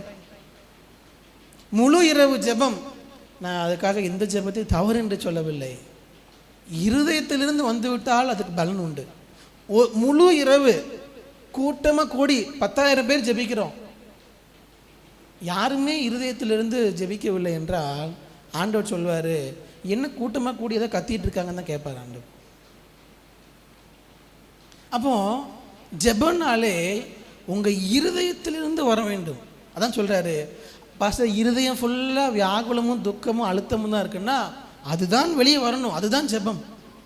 உங்கள் இருதயத்தின் அழுத்தங்களும் வேதனைகளும் வியாகுலங்களும் இருதயத்தில் நிரம்பி இருக்குதுன்னா அதை நீங்கள் வெளியே கொட்டுவது தான், தேவ சமூகத்தில் கொட்டுவது தான் ஜெபம். ரெண்டு வேற வேற கிடையாது. ஜெபம் வேறு, உங்கள் இருதயத்தின் உணர்வுகளை கொட்டுவது வேறு கிடையாது. போத் ஆர் சேம், ரெண்டு ஒன்று தான். ஏன்னா ஜெபிக்க வாங்கன்னு கூட்டிகிட்டு போன ஆண்டவர் ஜெபிக்க கூட்டு போயிட்டு என்ன பண்ணுறாருன்னா இருதயத்தில் உள்ள வியாகுலங்களையும் கஷ்டங்களையும் கொட்டு கொண்டு இருக்கிறார். அப்போ விழித்திருந்து ஜெபியுங்கள். என்ன பண்ணணும்னா உங்கள் இருதயத்தில் என்னெல்லாம் இருக்குதோ எல்லாவற்றையும் அவரிடத்தில் கொட்டுங்க. நிறைய நேரத்தில் நம்ம இருதயத்தில் உள்ள காரியங்களை கேட்பதற்கு நபர்கள் இல்லை. இயேசு கிறிஸ்து நம்ம எல்லாருக்கும் ஒரு பெரிய ரோல் மாடல். எப்படி ஒரு கிறிஸ்தவன் வாழ வேண்டும் என்பதற்கு ஒரு ரோல் மாடல் இயேசு கிறிஸ்து. அவரை என்ன பண்ணாரா, 12 பேரை கூட்டிகிட்டு போயிட்டு 3 பேரை அழைத்து கொண்டு போகிறார். 37 பேதுருவையும் செபதேவின் குமாரர் 2 பேரையும், பேதுரு, யாக்கோபு, யோவான் 3 பேரையும் தனியாக கூட்டிகிட்டு போகிறார். எதுக்கு? தன் இருதயத்துள்ள வியாகுலங்களை எல்லாம் கொட்டுறார். முதலாவது ஆண்டவரத்தில் சொல்லுகிறார். அடுத்து யார்கிட்ட சொல்கிறாருன்னா க்ளோஸாக இருக்கிற 3 பேர்கிட்ட சொல்கிறார்.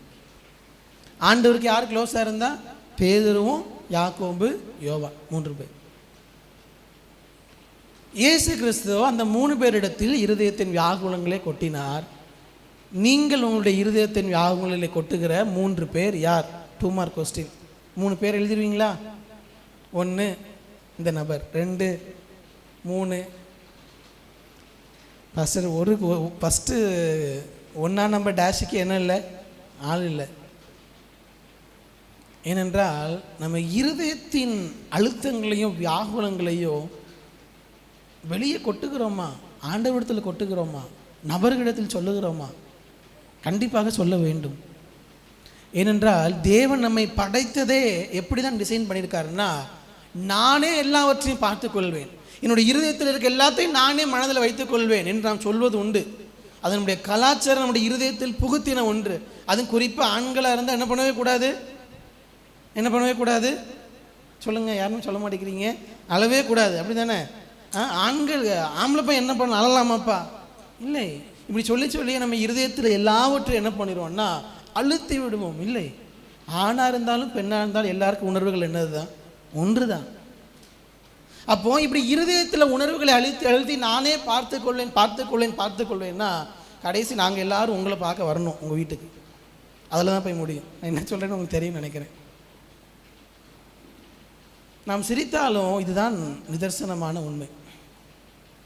இயேசு கிறிஸ்து நம்ம எல்லாருக்கும் உண்மாதிரி. அவரே இருதயத்தில் இருக்க வியாகுலத்தை ஷேர் பண்ணுறதுக்கு எத்தனை பேர் வச்சுருந்தார்? 3 பேர். அதற்காக அந்த 3 பேரும் எல்லா விதத்திலும் நேர்த்தியாக இருந்தாங்களா? இல்லை. அவர் நம்பின 3 பேர் தான். கொஞ்ச நேரம் கழித்து வாசி பார்த்தா 3 பேர் விட்டுட்டு ஓடிட்டான். 3 பேரும் 12 பேர் ஓடிட்டாங்க. அதுலேயும் குறிப்பாக இந்த 3 பேர் அவர்களும் ஓடிட்டாங்க. அதற்காக ஒரு பெஸ்ட்டாக எல்லாத்துலேயும் சரியான ஒரு நபர் கிடைச்சா அவங்க நான் மனசில் இருக்கிற எல்லாத்தையும் கொட்டிடுவேன்னா அப்படி ஒரு மனிதரும் நமக்கு கிடைப்பதற்கு வாய்ப்பே இல்லை இந்த உலகத்தில். ஆண்டவர் நமக்கு ஒரு சில நபர்களை தருவார் நம்முடைய வாழ்க்கையில். அந்த நபர்களை தேவனே தரும் பொழுது நாம் பழகுவதற்கு அவங்க நண்பர்களாக இருக்கலாம், சபையில் உள்ள நபர்களாக இருக்கலாம். நம்ம இருதயத்தை ஓப்பன் பண்ணி ஷேர் பண்ணுறதுக்கு நம்ம இடம் கொடுக்க வேண்டும். அதுக்கு தான் கேர்சல் மெயினாக நம்ம வைக்க காரணமே. சிறு குழுவாக சபையில் எதுக்கு கூடுகிறோம்? ஒருத்தருடைய இருதயத்தை ஒருத்தர் பகிர்ந்து கொள்வதற்காகத்தான். நீங்கள் கேர்சலில் கூடி ஜெபிக்கிறது எவ்வளோ முக்கியமோ நான் எப்போதுமே சொல்கிறேன். சில நேரங்களில் 40 நிமிஷம் பேசுகிறதுலே போயிடும், பரவாயில்ல. இருதயத்தை பகிர்ந்து கொள்வதற்காகத்தான் அந்த இடம் ஒருவருக்கு ஒருவர்.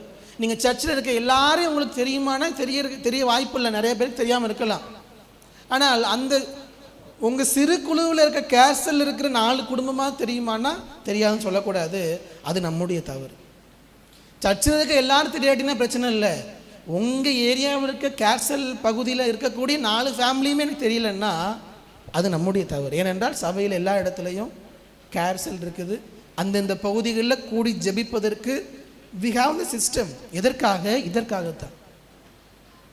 நானே நிறையா முறை கேர்சலுக்கு போகும்பொழுது கேட்பேன் எல்லார்ட்டையும், எப்படி இருக்கிறீங்க, ஃபேமிலி எப்படி இருக்குது, ஆண்கள் ஐக்கியத்தில் சில நேரங்களில் கேட்பேன், எப்படி இருக்கிறீங்க, ஃபினான்ஸ் எப்படி போகுது, குடும்பம் எப்படி இருக்குது, நீங்கள் ஃப்ரீயாக இருக்கீங்களா. இதெல்லாம் எதற்காகனா வேறு எங்கே சொல்ல முடியும் யோசிச்சு பாருங்கள். எங்கேயுமே சொல்ல முடியாது. அதற்காகத்தான் நம்ம இருக்கிறோம். அதற்காகத்தான் சர்ச் இருக்குது. நாங்கள் அதற்கு தான் இருக்கிறோம். நான் அதற்கு தான் இருக்கிறேன். அதனால் உங்கள் இருதயத்தை பகிர்ந்து கொள்வதற்கு நபர்கள் கண்டிப்பாக தேவை. எல்லாவற்றையும் நானே பார்த்து கொள்ளுகிறேன்னா முடியாது. எந்த மனிதனாலும் முடியாது. அநேக ஹார்ட் அட்டாக் வருது காரணம் அதுதான். இருதயத்தின் உணர்வுகளை வெளிப்படுத்தாமல் அழுத்தி வைப்பதினால் வருவது தான். ஃபினான்ஸை குறித்து யோசித்து பிள்ளைகள் குடும்பத்தினுடைய எதிர்காலத்தை யோசித்து இப்படி பல காரியங்களை யோசித்து மனைவியிடத்திலும் சொல்லலை, பிள்ளைகளிடத்திலும் சொல்லலை, யாரிடத்திலும் சொல்லலை, வைத்து பிரச்சனையில் போய் நிற்கும். ஒன்று மட்டும் நிச்சயம், நீங்கள் விரும்பினாலும் விரும்பாவிட்டாலும் உங்கள் இருதயத்தில் உள்ள உணர்வுகள் வெளியே வந்தே ஆகும். நீங்களே வெளியே கொண்டு வந்தால் அது சரியான முறையில் இருக்கும். அதுவாக வெளியே வரும் பொழுது சுற்றி இருக்க எல்லாரையும் காயப்படுத்தும். உங்களையும் காயப்படுத்தும், சுற்றியும் காயப்படுத்தும். யோசிச்சு பாருங்க, உங்கள் மனசு ரொம்ப அழுத்தமாக இருக்கும் பொழுது நீங்களே போய் உங்கள் கணவன்கிட்டையோ மனைவிட்டையோ அல்லது நெருங்கிய ஒரு சிலர் இருப்பாங்க, அவங்ககிட்ட ஷேர் பண்ணிட்டீங்கன்னா யூ வில் பி ஃப்ரீ. ஆனால் அப்படி ஷேர் பண்ணாமல் உள்ளே வைத்து கொண்டே இருந்தோம்னா எப்படி வெளியே வெடித்து வரும்னா கோபமாக வெடித்து வரும். ஒரு அளவுக்கு மேலே நம்முடைய உணர்வுகள் நமக்குள் இருக்காது, வெளியே வெடித்து வந்துடும். என்ன சண்டையாக வெளியே வரும். அது மற்றவர்களையும் காயப்படுத்தி நம்மையும் காயப்படுத்தி கொண்டு இருப்போம். ஏன்னா ஒரு லெவலுக்கு மேலே மனிதனாக நம்முடைய உணர்வுகளை நம்மால் அடக்கி வைக்க முடியாது. It will burst out. மோசையை பார்க்குறோம், எல்லாரும் சுற்றி சண்டை போட்டுகிட்டே இருக்காங்க, பிரச்சனை பண்ணிகிட்டே இருக்கிறாங்க. ஒரு இடம் வருகிறது, தேவ சமூகத்தில் போய் கொட்ட வேண்டிய மோசே தேவனிடத்தில் போய் அதை ஷேர் பண்ணாமல் உட்கார்ந்துட்டு இருக்கிறாரு. ஆண்டவர் சொல்கிறாரு, போய் அந்த மலையை என்ன பண்ணு, பேசுன்னு சொல்கிறாரு. போனவொன்னே என்ன பண்ணிட்டாரு, அடிச்சிட்டார். நல்லா வாசிச்சு பார்த்தீங்கன்னா அவர் அடித்ததுக்கு முந்தின பகுதி தான் எல்லா ஜனங்களும் போய் அவர்கிட்ட வாக்குவாதம் பண்ணுறாங்க, சண்டை போடுறாங்க. எல்லா விரக்தியும் எரிச்சலும் உள்ளே அடக்கி இருந்தவர் எங்கே போய் காட்டிட்டாருன்னா ஆண்டவர் சொன்ன செய்தியில் போய் காட்டிட்டார். அவர் இன்டென்ஷனாக பண்ணலை, உணர்வுகள் சேர்ந்து இருந்தது, விடித்து வெளியே வந்துடுச்சு. போய் மக்கள் மேலே இந்த கோபத்தில் என்ன பண்ணிட்டாரு, மலையை போய் அடிச்சிட்டார். நம்ம நிறைய இடத்துல பண்ணுவோம் இல்லையா, கணவர் மேலே கோபம் இருக்கும், நமக்கு கிடைச்ச பலிகடை யாரு தான், நம்ம பிள்ளைகள் தான். மனைவி மேலே கோபம் இருக்கும், வேலை சிலத்தில் போய் என்ன பண்ணுவோம், அதை காட்டிகிட்டு இருப்போம். இல்லை, நீங்களே வெளியே கொண்டு வரலன்னா அது வெளியே வரும்பொழுது தவறாக வெளிப்படும். உங்களுடைய உணர்வுகளை பகிர்ந்து கொள்ளுங்க, கேளுங்க. ஹவ் ஆர் யூன்னு கேட்குறோம், அது நமக்கு ஃபார்மாலிட்டி ஆயிடுச்சு. நீ என்ன ஹவு டு யூ ஃபீல், என்ன ஃபீல் பண்ணுறமா, உங்கள் மனைவிட்ட கேளுங்க, உங்கள் கணவர்கிட்ட கேளுங்க, என்ன ஃபீல் பண்ணுறீங்க. எத்தனை தடவை கேட்டாலும் நான் சொல்ல மாட்டேன்னு இருக்கக்கூடாது, பகிர்ந்து கொள்ளுங்கள். ஆண்களும் பகிர்ந்து கொள்ளுங்கள், பெண்களும் பகிர்ந்து கொள்ளுங்கள். உங்கள் பிள்ளைகளிடத்தில் கேளுங்க, என்ன ஃபீல் பண்ணுறப்பா, அப்பா அம்மா பற்றி, வீடு எப்படி இருக்குது, உனக்கு நல்லா இருக்குதா, என்ன ஃபீல் பண்ணுற. பிள்ளைகளிடத்தில் கேட்கணும் பெற்றோர் கண்டிப்பாக. How they feel about the family, அவங்க அப்பாவை குறித்து, குடும்பத்தை குறித்து என்ன ஃபீல் பண்ணுறாங்க. என்னைக்காவது பிள்ளைங்களுடைய உணர்வுகள் எப்படி இருக்குங்க கேட்டிருக்கீங்களா? பாஸ்டர் அவங்கெல்லாம் சின்ன பிள்ளைங்க தான்னா, இல்லை, யாரும் சின்ன பிள்ளைங்க இல்லை. ஒரு 12 வயதுலேயே அவங்க எல்லாத்தையும் என்ன பண்ணுறாங்க, இப்போ புரிந்து கொள்ளுகிறார்கள். அவங்க என்ன ஃபீல் பண்ணுறாங்க, அவங்க இடத்துல கேளுங்க. பிள்ளைங்கள் இடத்துல, பெற்றோர் இடத்துல கேளுங்க. வளர்ந்த பிள்ளைங்க அவங்க பெற்றோர் இடத்துல கேளுங்க, நீங்கள் என்ன நினைக்கிறீங்க. ஏன்னா இந்த கேள்வி ரொம்ப சமுதாயத்தின் முக்கியமான கேள்வி, ஆனால் நாம் கேட்க மறந்த கேள்வி. எப்படி இருக்கிறீங்க, என்ன ஃபீல் பண்ணுறீங்க. உங்கள் இருதயத்தின் உணர்வுகள் வெளியே வந்து கொண்டே இருக்க வேண்டும். வந்துட்டே இருந்துச்சுன்னா நீங்கள் ஃப்ரீயாக இருப்பீங்க. முதலாவது தேவ சமூகத்தில் அது வரணும். ஜெபம், வாட்ச் அண்ட் ப்ரே, விழித்திருந்து ஜெபியுங்கள், உங்கள் இருதயத்தின் எல்லா காரியங்களையும் அவர் சமூகத்தில் ஊற்றுங்க. இது நம்ம பலமுறை கேட்ட காரியங்களாக இருந்தாலும் உங்கள் இருதயத்தில் இப்போ என்ன உணர்வுகள்லாம் இருக்குதுன்னு யோசிச்சு பாருங்களேன். சில நேரங்களில் 1 மணி நேரம் கூட பத்தாது நம்ம இருதயத்தில் இருக்கிறதெல்லாம் யோசித்து என்னென்ன உணர்வுகள்லாம் இருக்குதுன்னு யோசிச்சு பார்த்தோன்னா. இப்போ யோசிச்சு பாருங்களேன், ஒரு நிமிஷம் யோசிச்சு பாருங்கள், உங்கள் மனசில் என்னென்ன உணர்வுகள்லாம் இருக்குது, என்னென்ன அழுத்தங்கள்லாம் இருக்குது. ஒரு நிமிஷம் அப்படி கண்ணை மூடுங்களேன், எல்லோரும் இருக்கிற இடத்துல தூங்கிடாதீங்க. அப்படி கண்ணை மூடி என்னென்ன அழுத்தங்கள், வியாகுலங்கள், வெளியே சொல்ல முடியாமல், கடனோ பிரச்சனையோ, மனைவியின் இடத்துல சொல்ல முடியாமல், கணவன் இடத்துல சொல்ல முடியாமல், எதிர்காலத்தை குறித்து இப்படி என்னென்ன அழுத்தங்கள்லாம் உங்கள் இதயத்தில் இருக்குது. ஒரு 30 செகண்ட்ஸ் அப்படி யோசிச்சு பாருங்கள். உங்களை அறியாத பல காரியங்கள் இப்போ உங்கள் மனசுக்குள்ளேருந்து வரும் பாருங்களேன்.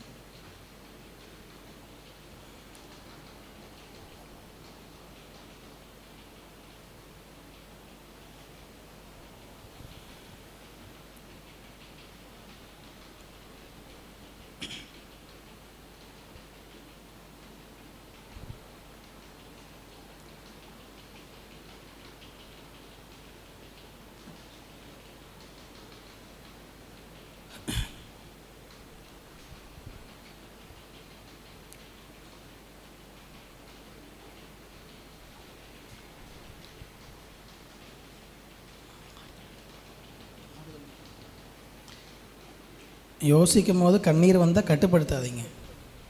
Let it go.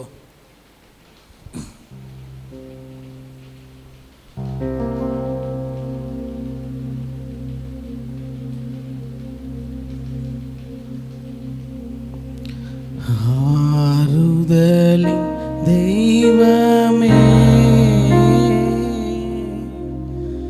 உம்முடைய திருச்சமூகம் எவ்வளவு இன்பமானது. ஆறுதலின் தெய்வமே, உம்முடைய திருச்சமூகம் எவ்வளவு இன்பமானது. ஆறுதலின் தெய்வமே.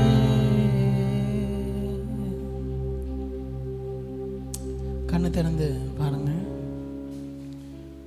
மேபி பலர் நீங்கள் அதை ஃபீல் பண்ணதை என்னால் உணர முடிஞ்சிச்சு. ஒரு சில நேரங்களில் உடனே உங்கள் மனசில் இருக்கிற காரியங்கள்லாம் தெரியலன்னா ஒரு 10 மினிட்ஸ் உட்காருங்க. வாசிக்க மாட்டேன். 10 மினிட்ஸ் உட்காருங்க. ஃபஸ்ட்டு நிறைய தாட்ஸ் வரும், நிறைய எண்ணங்கள் ஓடிட்டே இருக்கும் மனசில். ஒரு 10 நிமிஷத்தில் எல்லா தாட்ஸும் அங்கங்கே சிதறுகிற எல்லாம் ஆஃப் ஆயிரும். உங்கள் இருதயத்தில் இருக்கிறதெல்லாம் அப்போ தான் வெளியே வரும். ஒரு சிலருக்கு ஒரு 10 நிமிஷம் ஆகலாம், ஒரு சிலருக்கு உட்கார்ந்த உடனே உங்கள் இருதயத்தில் இருக்கிறதெல்லாம் வந்துடல. அப்படி வரும்பொழுது ஆண்டவருடைய சமூகத்தில் அப்படி என்ன பண்ணிருங்கன்னா எல்லாத்தையும் கொட்டிடுங்க. ஏன்னா ஜெபம் என்பது வேறு எதுவும் கிடையாது, உங்கள் வியாகுலங்களையும் வருத்தங்களையும் துக்கங்களையும் வெளியே கொட்டுவது அவரிடத்தில். அண்ணால் பல வருஷமாக அண்ணாளுடைய இருதயத்தில் இருந்த வியாகுலம், அண்ணாளுக்கு பிள்ளை இல்லை என்பது பல வருடமாக அவருடைய இருதயத்தில் இருந்த ஒரு கஷ்டம், கலக்கம், வியாகுலம், விரக்தி, பனினாளினுடைய வார்த்தைகள், சமுதாயத்தினுடைய வார்த்தைகள், இப்படி பல விதங்களில் பனினால் எப்போது அவள் என்ன பண்ணிகிட்டே இருக்கா, குத்தி காமித்து கொண்டே இருக்கிறார். இப்படி பல காரியங்களினால் அவ்வளவு வியாகுலமும் அழுத்தங்களும் இருக்குது. என்ன பண்ணலன்னா அண்ணால் ஷேர் பண்ணவே இல்லை, மனதில் வைத்து வைத்து வைத்து அழுத்தி கொண்டே இருக்கிறாள். ஒரு நாள் ஆண்டவருடைய சமூகத்துக்கு போகிறாள். அவருடைய மன கிளேசத்தை எல்லாவற்றையும் என்ன பண்ணுறான்னா ஆண்டவருடைய சமூகத்தில் ஊற்றுகிறாள். ஊற்றின உடனே நீங்கள் வீட்டில் போய் வாசித்து பாருங்கள். 1 சாமுவேல் 1ஆம் அதிகாரத்தில் அவர் எல்லாவற்றையும் ஊற்றின பின்பு வசனம் சொல்லுகிறது, அவள் துக்க முகமாக இருக்கவில்லை. பல நேரங்களில் நாம் நினைத்து கொள்ளுகிறோம், நம்ம மனசில் உள்ள பல கஷ்டங்களுக்கு தீர்வு பதில் இல்லாததினால் கஷ்டப்படுறோம். இல்லை, பதில் தேவையே இல்லை. பல நேரங்களில் அது வெளியே கொட்டிவிட்டாலே பல பிரச்சனைகளுக்கு பதில் முடிஞ்சிச்சு, அதோட முடிஞ்சிச்சு. அன்னால் மனசில் இருக்க எல்லா கஷ்டத்தையும் ஊற்றுறா. அதற்காக அவளுக்கு குழந்தை பிறந்துருச்சா? இல்லை. குழந்தை இன்னும் பிறக்கலை. அவள் ஊற்றின உடனே குழந்தை பிறந்தது, அதற்கு பின்பு துக்கமுகமாக இருக்கவில்லைன்னு வசனம் சொல்லுது. இல்லை, அவள் மன கிளேசத்தில் எல்லாவற்றையும் தேவ சமூகத்தில் ஊற்றுகிறாள். ஊற்றின உடனே வசனம் சொல்லுது பின்பு அவள் துக்கமுகமாக இருக்கவில்லை. அப்படின்னா நீங்கள் உணர்வுகள் எல்லாம் அதுக்கு பதில் தேவையில்லை. பல நேரங்களில் நிறைய நேரத்தில் பாஸ்டர் என்கிட்ட ஏதாவது ஷேர் பண்ணும் பொழுது இதை இப்படி பண்ணிட்டு முடிஞ்சிடும், சரியாயிரும்ப்பா, இப்படி பண்ணால் போதும் அப்படின்னு சொல்லுவேன். நம்ம என்ன பண்ணுவோம்னா அதுக்கு பதில் சொல்யூஷன் என்னன்னு தேடுவோம். இல்லை, இது பல நேரங்களில் நம்முடைய உணர்வுகளுக்கு பதில் தேவையில்லை. ஷேர் பண்ணுவதற்கு ஒரு நபர் இருந்தால் போதும், அதை கொட்டுவதற்கு ஒரு நபர் இருந்தால் போதும், அதை கேட்பதற்கு ஒரு நபர் இருந்தால் போதும், நாம் சாய்ந்து கொள்வதற்கு ஒரு தோள் இருந்தால் போதும், வேறு எதுவுமே தேவையில்லை. அதை நம்ம ஷேர் பண்ணாலே போதும், we will be free. நான் நிறைய பேரை பார்த்துருக்கேன். நிறைய பேர் இடத்துல வீட்டுக்கு போகும்பொழுது, விசிட்டிங் போகும்பொழுது, அல்லது தனியாக என்னை வந்து பேசும்பொழுது நம்ம பதிலே கொடுக்க தேவையில்லை. பல பேருடைய பிரச்சனைகளுக்கு பதிலே கொடுக்க வேண்டாம். அவங்க இருதயத்தில் இருக்கிறதெல்லாம் கொட்டுறதுக்கு இடம் கொடுத்தால் போதும், அவங்க ஃப்ரீ ஆயிடுவாங்க. அடுத்து ஒரு 6 மாதத்துக்கு ஃப்ரீ ஆயிடுவாங்க. ஏன்னா மனதில் வைத்திருக்கிற அழுத்தங்கள் எல்லாம் வெளியே கொட்டிட்டாலே போதும், அதுக்கு இடம் கொடுங்க. தேவ சமூகம்தான் முதலாவது, அவரிடத்துல கொட்டுங்க. ரெண்டாவது, உங்களை நம்பிக்கைக்குரிய சில நபர்களை வைத்துக் கொள்ளுங்கள், அவங்களிடத்தில் பகிர்ந்து கொள்ளுங்கள். இதில் நேரமாயிடுச்சு, வேகமாக செல்கிறேன். ரெண்டாவது 40-41 வசனங்களை வாசியுங்கள். 40-41. பின்பு அவர் சீஷர்களிடத்தில் வந்து பேதுருவை நோக்கி, நீங்கள் 1 மணி நேரமாவது என்னோடு கூட விழித்திருக்க கூடாதா? நீங்கள் சோதனைக்குட்படாதபடிக்கு விழித்திருந்து ஜெபம் பண்ணுங்கள். ஆவி உற்சாகம் உள்ளது தான், மாம்சமோ பலவீனம் உள்ளது என்றார். முதலாவது சொன்னேன், வாட்ச் அண்ட் ப்ரே, விழித்திருந்து ஜெபம் பண்ணுங்கள். உங்கள் இருதயத்தில் வியாகுலங்களும் துக்கங்களும் நிரம்பும் பொழுது. ரெண்டாவது, விழித்திருந்து ஜெபம் பண்ணுங்கள், சோதனையில் சிக்கிக்கொள்ளாதபடிக்கு. சோதனையில் சிக்கிக்கொள்ளாதபடிக்கு விழித்திருந்து ஜெபம் பண்ணுங்கள். சோதனை வந்த பின்பு அல்ல, சோதனையில் சிக்கிக்கொள்ளாமல் இருக்கும்படிக்கு. அப்படின்னா சோதனை வருவதற்கு முன்பதாகவே நாம் என்ன பண்ணணுமா, விழித்திருந்து ஜெபிக்க வேண்டும். ஆண்டவர் சொல்லுகிறார், 1 மணி நேரமாவது என்னோடு கூட விழித்திருக்க கூடாதா? ஆனால் வசனம் சொல்லுது, 43 வசனத்தை வாசிங்க. அவர் திரும்ப வந்தபோது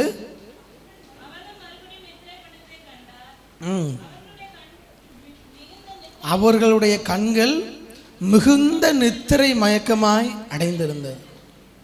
கண்கள் எப்படி இருந்துச்சா சொல்லுங்க? நித்திரை மயக்கம் இல்லை, மிகுந்த நித்திரை மயக்கமாக இருந்துச்சு. நம்ம எல்லாருக்கும் நிறைய நேரத்தில் சர்ச்சுக்கு வரும்பொழுது, ஃபஸ்ட் சர்வீஸில் சொன்னேன், அதை நினச்ச உடனே சிரிப்பு வந்துடுச்சு. சர்ச்சுக்கு வரும்பொழுது, அதுவும் குறிப்பாக பிரசங்கம் பண்ணும்பொழுது நம்ம கண்கள் எப்படி இருக்கும்? மிகுந்த நித்திரை மயக்கமாக இருக்கும். ஒரு பாஸ்டர் இடத்துல ஒரு அம்மா வந்து சொன்னாங்களாம், பாஸ்டர் நீங்கள் நம்ம சர்ச்சில் இருக்கிற 1000 பேருக்கு ஒரு தாய் போல அப்படின்னாங்களாம். பாஸ்டருக்கு ரொம்ப சந்தோஷமாக இருந்துச்சு. ஏம்மா அப்படின்னு கேட்டால், நீங்கள் பிரசங்கம் பண்ணால் நாங்கள் எல்லோரும் என்ன பண்ணுறோம், 1000 பேரும் தூங்குறோம் நல்லா. ஒரு தாய் தான் குழந்தை என்ன பண்ண முடியும், தூங்க வைக்க முடியும். உங்கள் எல்லாருக்கும் என்னையும் தாயாக்கிறாதீங்க. ஸோ நமக்கு பிரசங்கம் பண்ணும்போது நித்திரை மயக்கமாக இருக்குது, ஜெபம் பண்ண என்ன வந்தது, நித்திரை மயக்கமாகிடுது. இதெல்லாம் நமக்கு ப்ராக்டிக்கலாக வர்றதா. நானே நிறைய டைம் அதை ஃபீல் பண்ணியிருக்கிறேன். உட்காந்து சில நேரத்தில் ஜெபிக்கணும், உட்காந்துட்ருப்போம். ஒரு 20 நிமிஷம் 15 நிமிஷம் ஆயிருக்கலாம், அரை மணி நேரம் ஆயிருக்கலாம், நம்மளை அறியாமலே தூக்கம் வந்திருக்கும். It's practical. இல்லை பாஸ்டர் தூக்கமே வராதுன்னா அப்படிலாம் யாரும் இருக்க மாட்டாங்க. அது நாளடைவில் நம்ம ஜெபிக்க அது பழகலாம். ஆனால் ஜெபம் பண்ணும் பொழுது, பிரசங்கத்தை கேட்கும் பொழுது, இருக்கும் பொழுது தான் தூக்கம் வருகிறது. ஏன்னா ஆண்டவர் சொல்கிறார், ஆவி உற்சாகம் உள்ளது தான், ஆனால் மாம்சம் எப்படியா, பலவீனம் உள்ளது. இந்த மாம்சம் என்ன பண்ணுன்னா, நம்ம ஆவியில் வளர முடியாதபடிக்கு என்னெல்லாம் செய்யணுமோ அது எல்லாவற்றையும் செய்யும். there is a battle between the spirit and the flesh. மாம்சத்துக்கும் ஆவிக்கும் எப்பொழுதுமே ஒரு போராட்டம் நடந்துக்கிட்டே இருக்கும். நம்ம இருதயத்தில் ஸ்பிரிட்டுக்கும் ஃப்ளெஷ்ஷுக்கும், மாம்சத்துக்கும் ஆவிக்கும். நம்முடைய உள்ளான மனுஷன்ல 2 பேருக்கு போராட்டம். யார் யாரை மேற்கொள்வது? மாம்சம் எப்பொழுதுமே ஆவியை மேற்கொள்ள முயற்சிக்கும், ஆவி மாம்சத்தை மேற்கொள்ள முயற்சிக்கும்.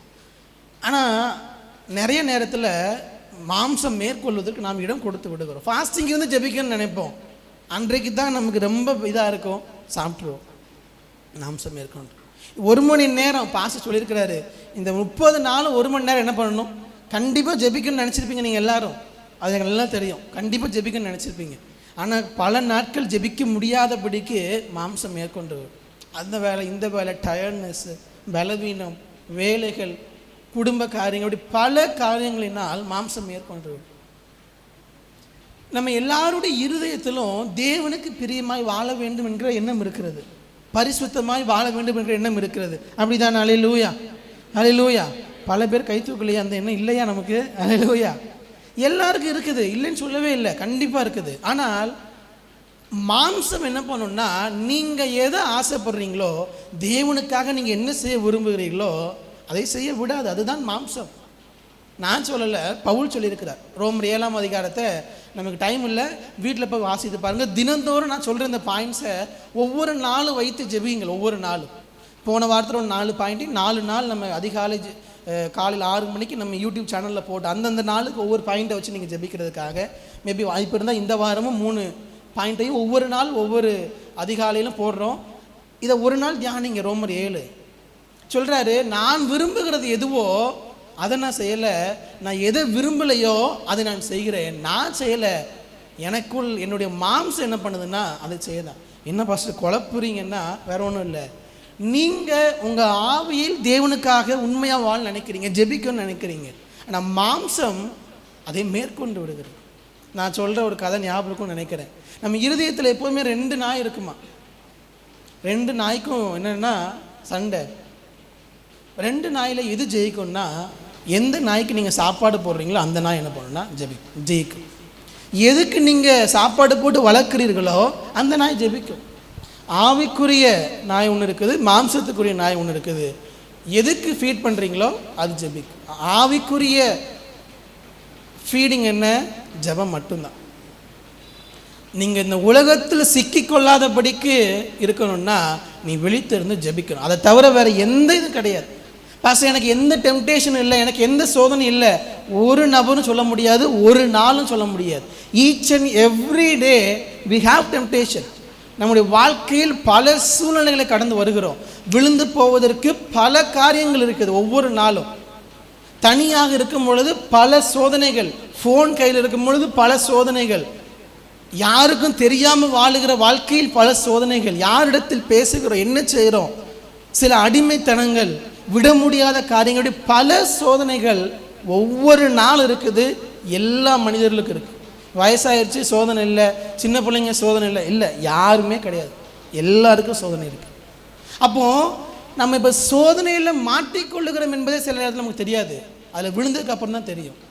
ஏன்னா ஜெபத்தில் நாம் தரித்திருக்காததினால் இது சோதனைங்கிறதே தெரியாமல் விழுந்த பின்பு தான் ஐயையோ இதில் நம்ம அவசரப்பட்டு மாட்டிட்டோமேன்னு தோணும். அதுதான் ஆண்டவர் சொல்கிறாரு, நீ சோதனையில் விழுந்து விடாதபடிக்கு விழித்திருந்து ஜெபம் பண்ணு, விழித்திருந்து ஜெபம் பண்ணு. இன்றைக்கி தப்பு செய்கிற பல பேர் தப்பு செய்யணும்னு செய்கிறதில்ல, அவளை அறியாமலேயே போய் சிக்கிக்கொள்ளுகிறாரு, அறியாமலே சிக்கிக்கொள்ளுகிறாரு. இன்றைக்கி நம்ம ஃபோனை எடுத்தோன்னா இந்த கேம்ஸ்லாம் விளையாடுறாங்க இல்லையா, கேமுக்கு இடையில் வேறு ஆடு ஒவ்வொன்றும் என்னெல்லாம் வருதுங்கிறீங்க. தெரியாமல் அதில் போய் என்ன பண்ணிடுறாங்கன்னா சிக்கி விடுகிறார்கள். இந்த கேமில் தவறான ஆட்ஸ் நிறையா வருது. அதே போல் இந்த காசு கொஞ்சம் போட்டிங்கன்னா உங்களுக்கு இது கிடைக்கும், இந்த கேம்லேயே காசு போடுற மாதிரி பல காரியங்கள். தெரியாமல் போயிட்டீங்கன்னா சரி ஏதோ ஒரு ஆடு வருது, தெரியாமல் சரி சும்மா பார்ப்போம், போயிட்டீங்கன்னா அது எங்கெங்கேயோ கொண்டு போயிடும் நம்மளை. சோதனையில் விழுந்து விடாமல் இருக்கணும்னா ஜெபம் மட்டும்தான். நாம் எப்படிப்பட்ட நபராக இருந்தாலும், நான் என்ன ஆனாலும் எதுலேயும் மாட்ட மாட்டேன். யாராவது இருக்கிறீங்களா? உங்களுக்குதாக தான் பேதுருங்கிற ஒரு எக்ஸாம்பிள் பைபிளில் இருக்கார். மற்ற 26:35 வாசிங்க. மற்ற 26:35.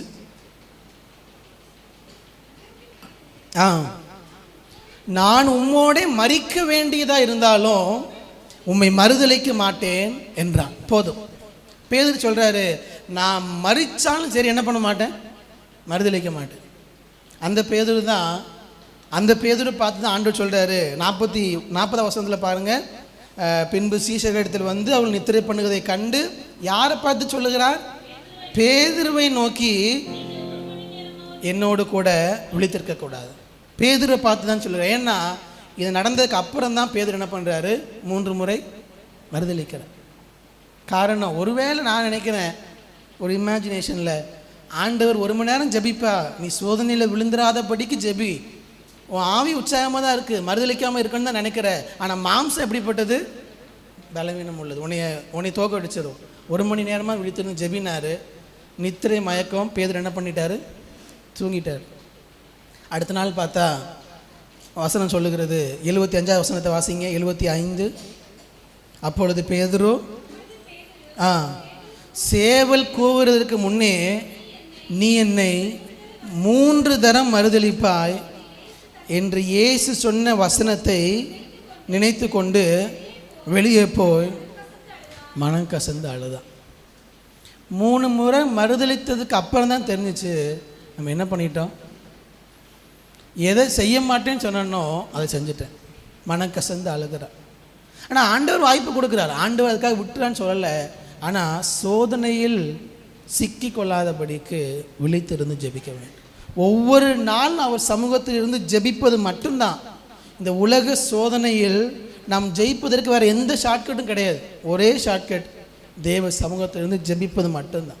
பாஸ்டர் எனக்கு ஜெபிக்கிற பழக்கம்லாம் இல்லை, ஆனால் எதுலேயுமே நான் மாட்ட மாட்டேன்னா அப்படி ஒரு நபர் இருப்பதற்கு வாய்ப்பே இல்லை. ஏனென்றால் மாம்சத்தை மேற்கொள்ள ஒரு மனிதனாலும் கூடாது.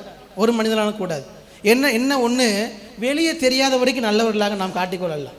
இன்றைக்கி பல பேர் 2 கேட்டகரி தான். ஒன்று கெட்டவர்கள், இன்னும் கெட்டவர்கள் என்று தெரியாதவர்கள். ஆண்டவர் இருந்தால் மட்டும்தான் நம்மளால் தப்பிக்க முடியும். நான் சொன்னது கொஞ்சம் பேர் புரியலன்னு நினைக்கிறேன், பரவாயில்ல. ஒன்று நம்ம பண்ணுறது வெளியே தெரியல, இன்னும் தெரியாத வரைக்கும் நல்லவர்கள். ஜெபம் இல்லை அப்படின்னா, தேவன் கூட இல்லைன்னா நம்மளால் நல்லவர்களாக வாழ முடியாது. ஏன்னா நம்முடைய வாழ்க்கை அப்படிப்பட்டது தான். நம்முடைய மாம்சத்தை மேற்கொள்ள மனிதனாக நம்மால் முடியாது. ஆவி மட்டும்தான் மாம்சத்தை மேற்கொள்ள முடியும். அதற்கு ஆவி, நமக்குள்ளே இருக்கக்கூடிய ஆவியானவரோடு இணைந்திருக்க வேண்டும் ஜெபத்தில். இல்லை என்றால் மேற்கொள்ள முடியாது. One way or the other we will fall. ஒரு இடத்துல உன்னை விழ வைக்க முடியலையா, வேறொரு இடத்துல விழ வைப்பான். ஏதோ ஒரு இடத்துல யூ வில் ஃபெயில். பணத்துலையோ பொருள்லையோ ஏதோ ஒரு இதில், இச்சையிலையோ ஏதோ ஒரு இதில் விழுந்துடுவோம். நீ விழக்கூடாதுன்னா ஜெபம் ஒன்று தான். நேரமாகிவிட்டது, சொல்லி முடிக்கிற. சிம்சோனுடைய வாழ்க்கையை தியானித்து பாருங்க. சிம்சோன் எங்கேயாவது ஜெபித்தாரான்னு வசனம் இருக்குதா? எங்கேயுமே இல்லை. அப்படி தான் நான் நினச்சேன். நேற்று உட்கார்ந்து இந்த பிரசங்கத்துக்காக அவருடைய வாழ்க்கையை எடுத்து வாசிக்கும் போது தான் 2 இடத்துல ஜெபிக்கிறார். ஒன்று நியாயாதிபதி 15 ஜெபிக்கிறார். எதுக்காக ஜெபிக்கிறாருன்னா, ரொம்ப தாகமாக இருக்குது, அப்போ கர்த்தரை நோக்கி ஜெபிக்கிறார். எனக்கு ரொம்ப தாகமாக இருக்குன்னு ஜெபிக்கிறார், சரீரப்பிரகாரமான தேவைக்காக. அந்த ஒரு ஜெபம் தான் அவர் வாழ்க்கையில் அவர் மொத்தமாக செஞ்ச ஜெபம். அவர் பிறந்ததிலிருந்து நமக்கு சொல்லப்பட்டதில்லை, அவர் செஞ்ச ஒரே ஜெபம். ரொம்ப தாகமாக இருக்குது, தண்ணி வேணும், அதுக்காக மட்டும்தான் ஜெபிச்சிருக்கிறார். வேறு எதுக்காகவும் ஜெபிக்கவே இல்லை. கடைசியுடைய வாழ்க்கை எங்கே போய் முடிஞ்சதுன்னா, ஒவ்வொரு முறையும் விழுந்து போகிறார், திருப்பி ஆண்டவர் விடுவிக்கிறார், விழுந்து போகிறார், ஆண்டவர் விடுவிக்கிறார், விழுந்து போகிறார், விடுவிக்கிறார். ஆண்டவர் வாய்ப்பு கொடுத்துட்டே இருக்கிறாங்கிறதுக்காக கடைசி வரைக்கும் நான் இப்படியே இருக்கலாம்னு நினச்சா மாட்டிக்கொண்டேன். இல்லை, ஆண்டவர் வாய்ப்பு கொடுக்குறார். அவர் God is a God of second chance. நமக்கு திருப்பி வாய்ப்பு கொடுப்பார் ஆண்டவர். அதற்காக நாம் அப்படியே இருந்துடலாம் நினச்சோன்னா சிம்சோனுடைய நிலைமை தான். கடைசியாக தான் சிம்சோன் உண்மையாக ஜெபிக்கிறார். இந்த ஒரு விஷயம் எனக்கு என்ன பண்ணும், மனம் இறங்கும். பட் ஆனால் வாழ்க்கை முடிந்து விட்டது.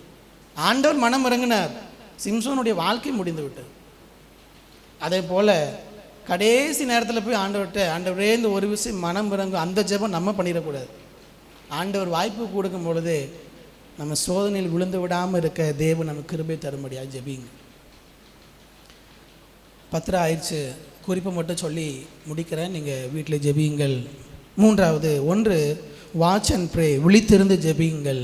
உங்கள் இருதயத்தின் உணர்வுகளை அவரிடத்தில் கொட்டி ஜெபிக்கணும். 2வது, விழித்திருந்து ஜெபியுங்கள். சோதனையில் சிக்கிக்கொள்ளாதபடி ஜெபிக்க வேண்டும். மூன்றாவது, விழித்திருந்து ஜெபியுங்கள், அவர் சித்தத்துக்கு உங்களை அர்ப்பணிக்க ஜெபியுங்கள்.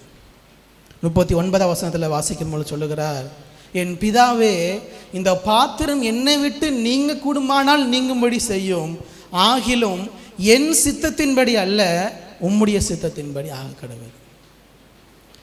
விழித்திருந்து ஜெபியுங்கள், என் சித்தம் அல்ல உம் சித்தம். அவருடைய சித்தத்திற்கு நம்மை அர்ப்பணித்து ஜெபியுங்கள். உங்களுடைய ஜெபத்தினுடைய உச்ச நிலை என்ன அப்படின்னா இதுதான். இதை விட ஒரு ஜெபத்தினுடைய உச்சநிலை என்ற ஒன்று கிடையவே கிடையாது. வேதத்தின்படி நான் சொல்கிறேன். பல பேர் பல உச்சநிலைகள் சொல்லலாம் ஜெபத்தில். நான் வேதத்தின்படி நான் பார்த்தது, ஆண்டவரே என் சித்தம் அல்ல, என்னுடைய விருப்பம் அல்ல, உங்கள் சித்தம் என் வாழ்க்கையில் நிறைவேறட்டுங்கிற ஜெபத்தை விட இந்த உலகத்தில் மேலான ஒரு ஜெபம் கிடையவே கிடையாது. உங்களுடைய ஜெபம் தேவனை சந்தோஷப்படுத்துகிற ஒரு ஜெபம் வேணும்னா இதுதான். ஆண்டவரே என் சித்தத்தின்படி அல்ல உங்கள் சித்தத்தின்படி என்னை நடத்துங்க. அதை விட ஒரு உயர்வான ஒரு ஜெபம் இருக்கவே முடியாது. இயேசு கிறிஸ்து நல்லா தெரியும். அவரை கைது செய்து விட்டார்கள். பேதுரு ஒருவனுடைய காதை வெட்டுறாரு. அப்போ இயேசு கிறிஸ்து சொல்கிறது தான் நம்ம எல்லாரையும் ஆச்சரியப்படுத்துகிறது. 53ஆம் வசனத்தை வாசித்து ஜெபிக்கலாம். 53, நான் இப்பொழுது என் பிதாவை வேண்டிக் கொண்டால் அவர் 12 லேகியோனுக்கு அதிகமான தூதரை என்னிடத்தில் அனுப்ப மாட்டார் என்று நினைக்கிறாயா? எந்த அளவுக்கு இயேசு கிறிஸ்து கான்ஃபிடன்ஸ் பாருங்க. நான் இப்போ ஜெபிச்சேன்னா ஆண்டவர் என்ன பண்ணுவார்? எனக்காக லட்சக்கணக்கான தூதர்கள் அனுப்புவார்ப்பா.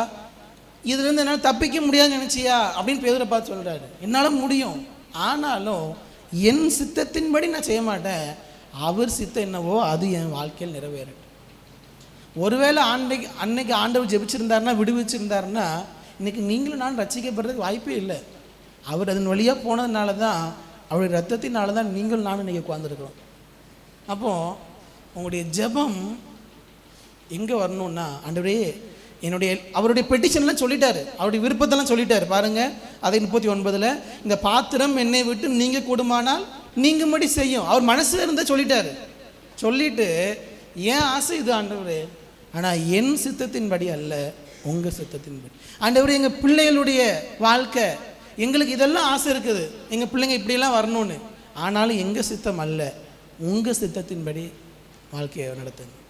எங்கள் குடும்பம் இப்படியெல்லாம் வரணும்னு எனக்கு ஆசை இருக்குது, வளரணும், இதெல்லாம் எனக்கு வாங்கணும்னு ஆசை இருக்குது, இப்படியெல்லாம் குடும்பம் ஆசீர்வதிக்கப்படணும் ஆசை இருக்குது, எல்லாம் சொல்லுங்கள் ஆண்டவர்கிட்ட. பெட்டிஷன்ஸ் எல்லாம் அவர்கிட்ட கொடுக்கலாம், தப்பு இல்லை. ஆனால் என் சித்தத்தின்படி அல்ல உங்கள் சித்தத்தின்படி. இந்த கம்ப்ளீட் சரண்டர். ஆண்டவரே என்னுடைய வாழ்க்கை முழுவதையும், ஒவ்வொரு நாளும் அதிகாலையில் நீங்கள் தூங்கி எழுந்தோடனே ஃபோனை பார்க்குறதுக்கு முன்னாடி ஆண்டவரை பார்த்து சொல்லுங்கள், ஆண்டவரே இந்த நாள் முழுவதும் என் சித்தத்தின்படி அல்ல உங்கள் சித்தத்தின்படி இந்த நாள் முழுவதும் என்னை நடத்துங்க. இந்த ப்ரேயர் ஆஃப் சரண்டர், நம்மை அர்ப்பணிக்கக்கூடிய ஒரு ஜெபம். என் சித்தத்தின்படி அல்ல உங்கள் சித்தத்தின்படி என்னை வழி நடத்துங்க. ஜெபம் என்பது சோரன் கீர்கெகார்டுங்கிற ஒரு தெய்வ மனிதன் சொல்லியிருக்கிறாரு, prayer does not change God but it change the one who prays. ஜெபம் தேவனை மாற்றாதான், ஜெபிக்கிற அந்த மனிதனை மாற்றணும். நம்ம நினச்சிக்கிறோம் நம்ம ஜெபிக்கிறது மூலமாக ஆண்டவரை மாற்றிடலாம். இல்லை, நீங்கள் ஜெபிக்கிறது மூலமாக ஆண்டவரை மாற்றலை, நீங்கள் ஜெபிப்பதின் மூலமாக உங்களை மாற்றிக்கொள்ளீர்கள் தேவ சித்தத்துக்கு ஏற்றாற் போல். ஜெபம், விழித்திருந்து ஜெபியுங்கள், உங்கள் இருதயத்தை அவரிடத்தில் ஊற்றுங்கள். விழித்திருந்து ஜெபியுங்கள், சோதனையில் சிக்கிக்கொள்ளாதபடி ஜெபியுங்கள்.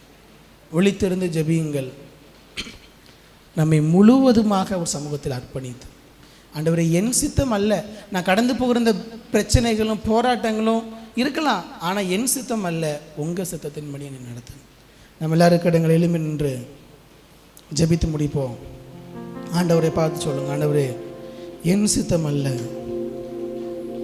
உங்கள் சித்தத்தின்படி என்னை நடத்துங்க. ஆண்டவரே என்னை முழுவதுமாக இயேசு கிறிஸ்து செய்த கடைசியாக நாம் கற்றுக் கொடுத்த ஜெபம், அப்பா என்னை முழுவதுமாக உங்கள் சித்தத்துக்கு தருகிறேன், என்னை முழுவதுமாக உங்கள் சித்தத்துக்கு தருகிறேன், என் சித்தம் அல்ல உங்கள் சித்தத்தின்படி என்னை நடத்துங்க. ஆண்டவரே அவரை பார்த்து சொல்லுவோம்மா, என் சித்தமல்ல உம் சித்தம் நாதா, தருகிறேன் கையிலே. என் சித்தமல்ல சொல்லுவோமா? என் சித்தமல்ல உம் சித்தம் நாதா, தருகிறேன் உம் கை. கரங்களை உயர்த்தி சொல்லி முடிப்போமா? என்னை தருகிறேன் தருகிறேன் உம் கரத்தில், என்னை படைக்கிறேன் படைக்கிறேன் உம் பாதத்தில், என்னை தருகிறேன் தருகிறேன். எல்லாரும் சேர்ந்து சொல்லி முடிப்போமா? உம் கரத்தில் என்னை படைக்கிறேன் படைக்கிறேன் உம் பாதத்தில், உருவாக்குமே என்னை உருவாக்குமே உருவாக்குமே என்னை உருவாக்குமே உருவாக்குமே என்னை உருவாக்குமே. எங்க நேசிக்கிற அன்பின் பிதாவே, எங்க சித்தம் அல்லப்பா, எங்க விருப்பம் அல்ல, உங்க சித்தம் என் வாழ்க்கையில் நிறைவேறட்டும். எங்க சபையில் உங்க சித்தம் நிறைவேறட்டும். எங்க குடும்பத்தில் உங்க சித்தம் நிறைவேறட்டும். எங்க பிள்ளைகளுடைய வாழ்க்கையில் உங்க சித்தம் நிறைவேறட்டும். விழித்திருந்து ஜெபிக்க எங்களுக்கு கிருபை தாங்க. ஆண்டவரே, நாங்கள் சபையாக இந்த மாதத்தில் விழித்திருந்து ஜெபிக்கக்கூடிய கிருபையை தாங்க. உங்க சமூகத்தில் காத்திருந்து ஜெபிக்கக்கூடிய கிருபையை தருவீராக. ஆண்டவரே, இந்த ஒரு வாரம் எங்களால் ஜெபிக்க முடியாமல் இருந்திருக்கலாம், ஜெபிப்பதற்கான சூழ்நிலை இல்லாமல் போயிருக்கலாம். அப்பா, உம்முடைய வார்த்தை எடுத்துக்கொண்டு பேதுருவை நோக்கி, நீங்கள் 1 மணி நேரமாவது என்னோடு கூட விழித்திருந்து ஜெபிக்க கூடாது. அன்றைக்கு பேதுரு ஜெபிக்காமல் தவற விட்டுருக்கலாம். இன்றைக்கு நம்மை பார்த்து ஆண்டவர் கேட்கிற, 1 மணி நேரமாவது என்னோடு கூட ஜெபிக்க கூடாது. ஆண்டவரே, நான் ஜெபிக்கிறேன். 1 மணி நேரம் உங்க சமூகத்தில் என்னுடைய இருதயத்தை ஊற்றி என்னை அர்ப்பணித்து சோதனையில் சிக்கிக்கொள்ளாதபடிக்கு உடைய பலனை பெற்றுக்கொள்ளும்படியாக நான் ஒவ்வொரு நாள் இந்த வாரம் முழுவதும் அமர்ந்து ஜெபிக்கிறேன். எங்கள் அர்ப்பணிப்போடு அவரை பார்த்து, ஆண்டவரே, இந்த 1 மணி நேரம் ஜெபிக்கக்கூடிய கிருபையை ஆவியானவர் எங்களுக்கு தருவீராக, எங்கள் சபைக்கு தருவீராக. நாங்கள் சபையாக ஒரு ஜெபிக்கிற சபையாக, ஆண்டவரே, பெயர் கிறிஸ்தவர்களாக அல்ல, ஆராதனைக்கு வந்து போகிறவர்களாக அல்ல, ஆண்டவரே, ஜெபிக்கிற கிறிஸ்தவர்களாக நாங்கள் ஒவ்வொருவரும் காணப்பட எங்களுக்கு கிருபை தருவீராக. எப்படிப்பட்ட கிருபைகளை ஒவ்வொருவருக்கும் ஒவ்வொரு குடும்பத்திற்கும் தாங்க. நாங்கள் சபையாக ஒரு ஜெபிக்கிற சபையாய் காணப்பட தேவன் கிருபை தாரும். அந்த ஒவ்வொருவரையும் பெயர் ஆசீர்வதித்து வழி நடத்தும். உடைய கிருபையின் கரத்திலே தாழ்த்தி தருகிறோம். இயேசு கிறிஸ்துவின் நாமத்தில் ஜெபிக்கிறோம் நல்ல பிதாவே, ஆமென். எல்லாரும் சேர்ந்து சொல்லுவோம். என் ஆத்மாவே கர்த்தரை ஸ்தோத்திரி, என் முழு உள்ளமே பரிசுத்த நாமத்தை ஸ்தோத்திரி. என் ஆத்மாவே கர்த்தரை ஸ்தோத்திரி, மறவாதே. ஆமென்.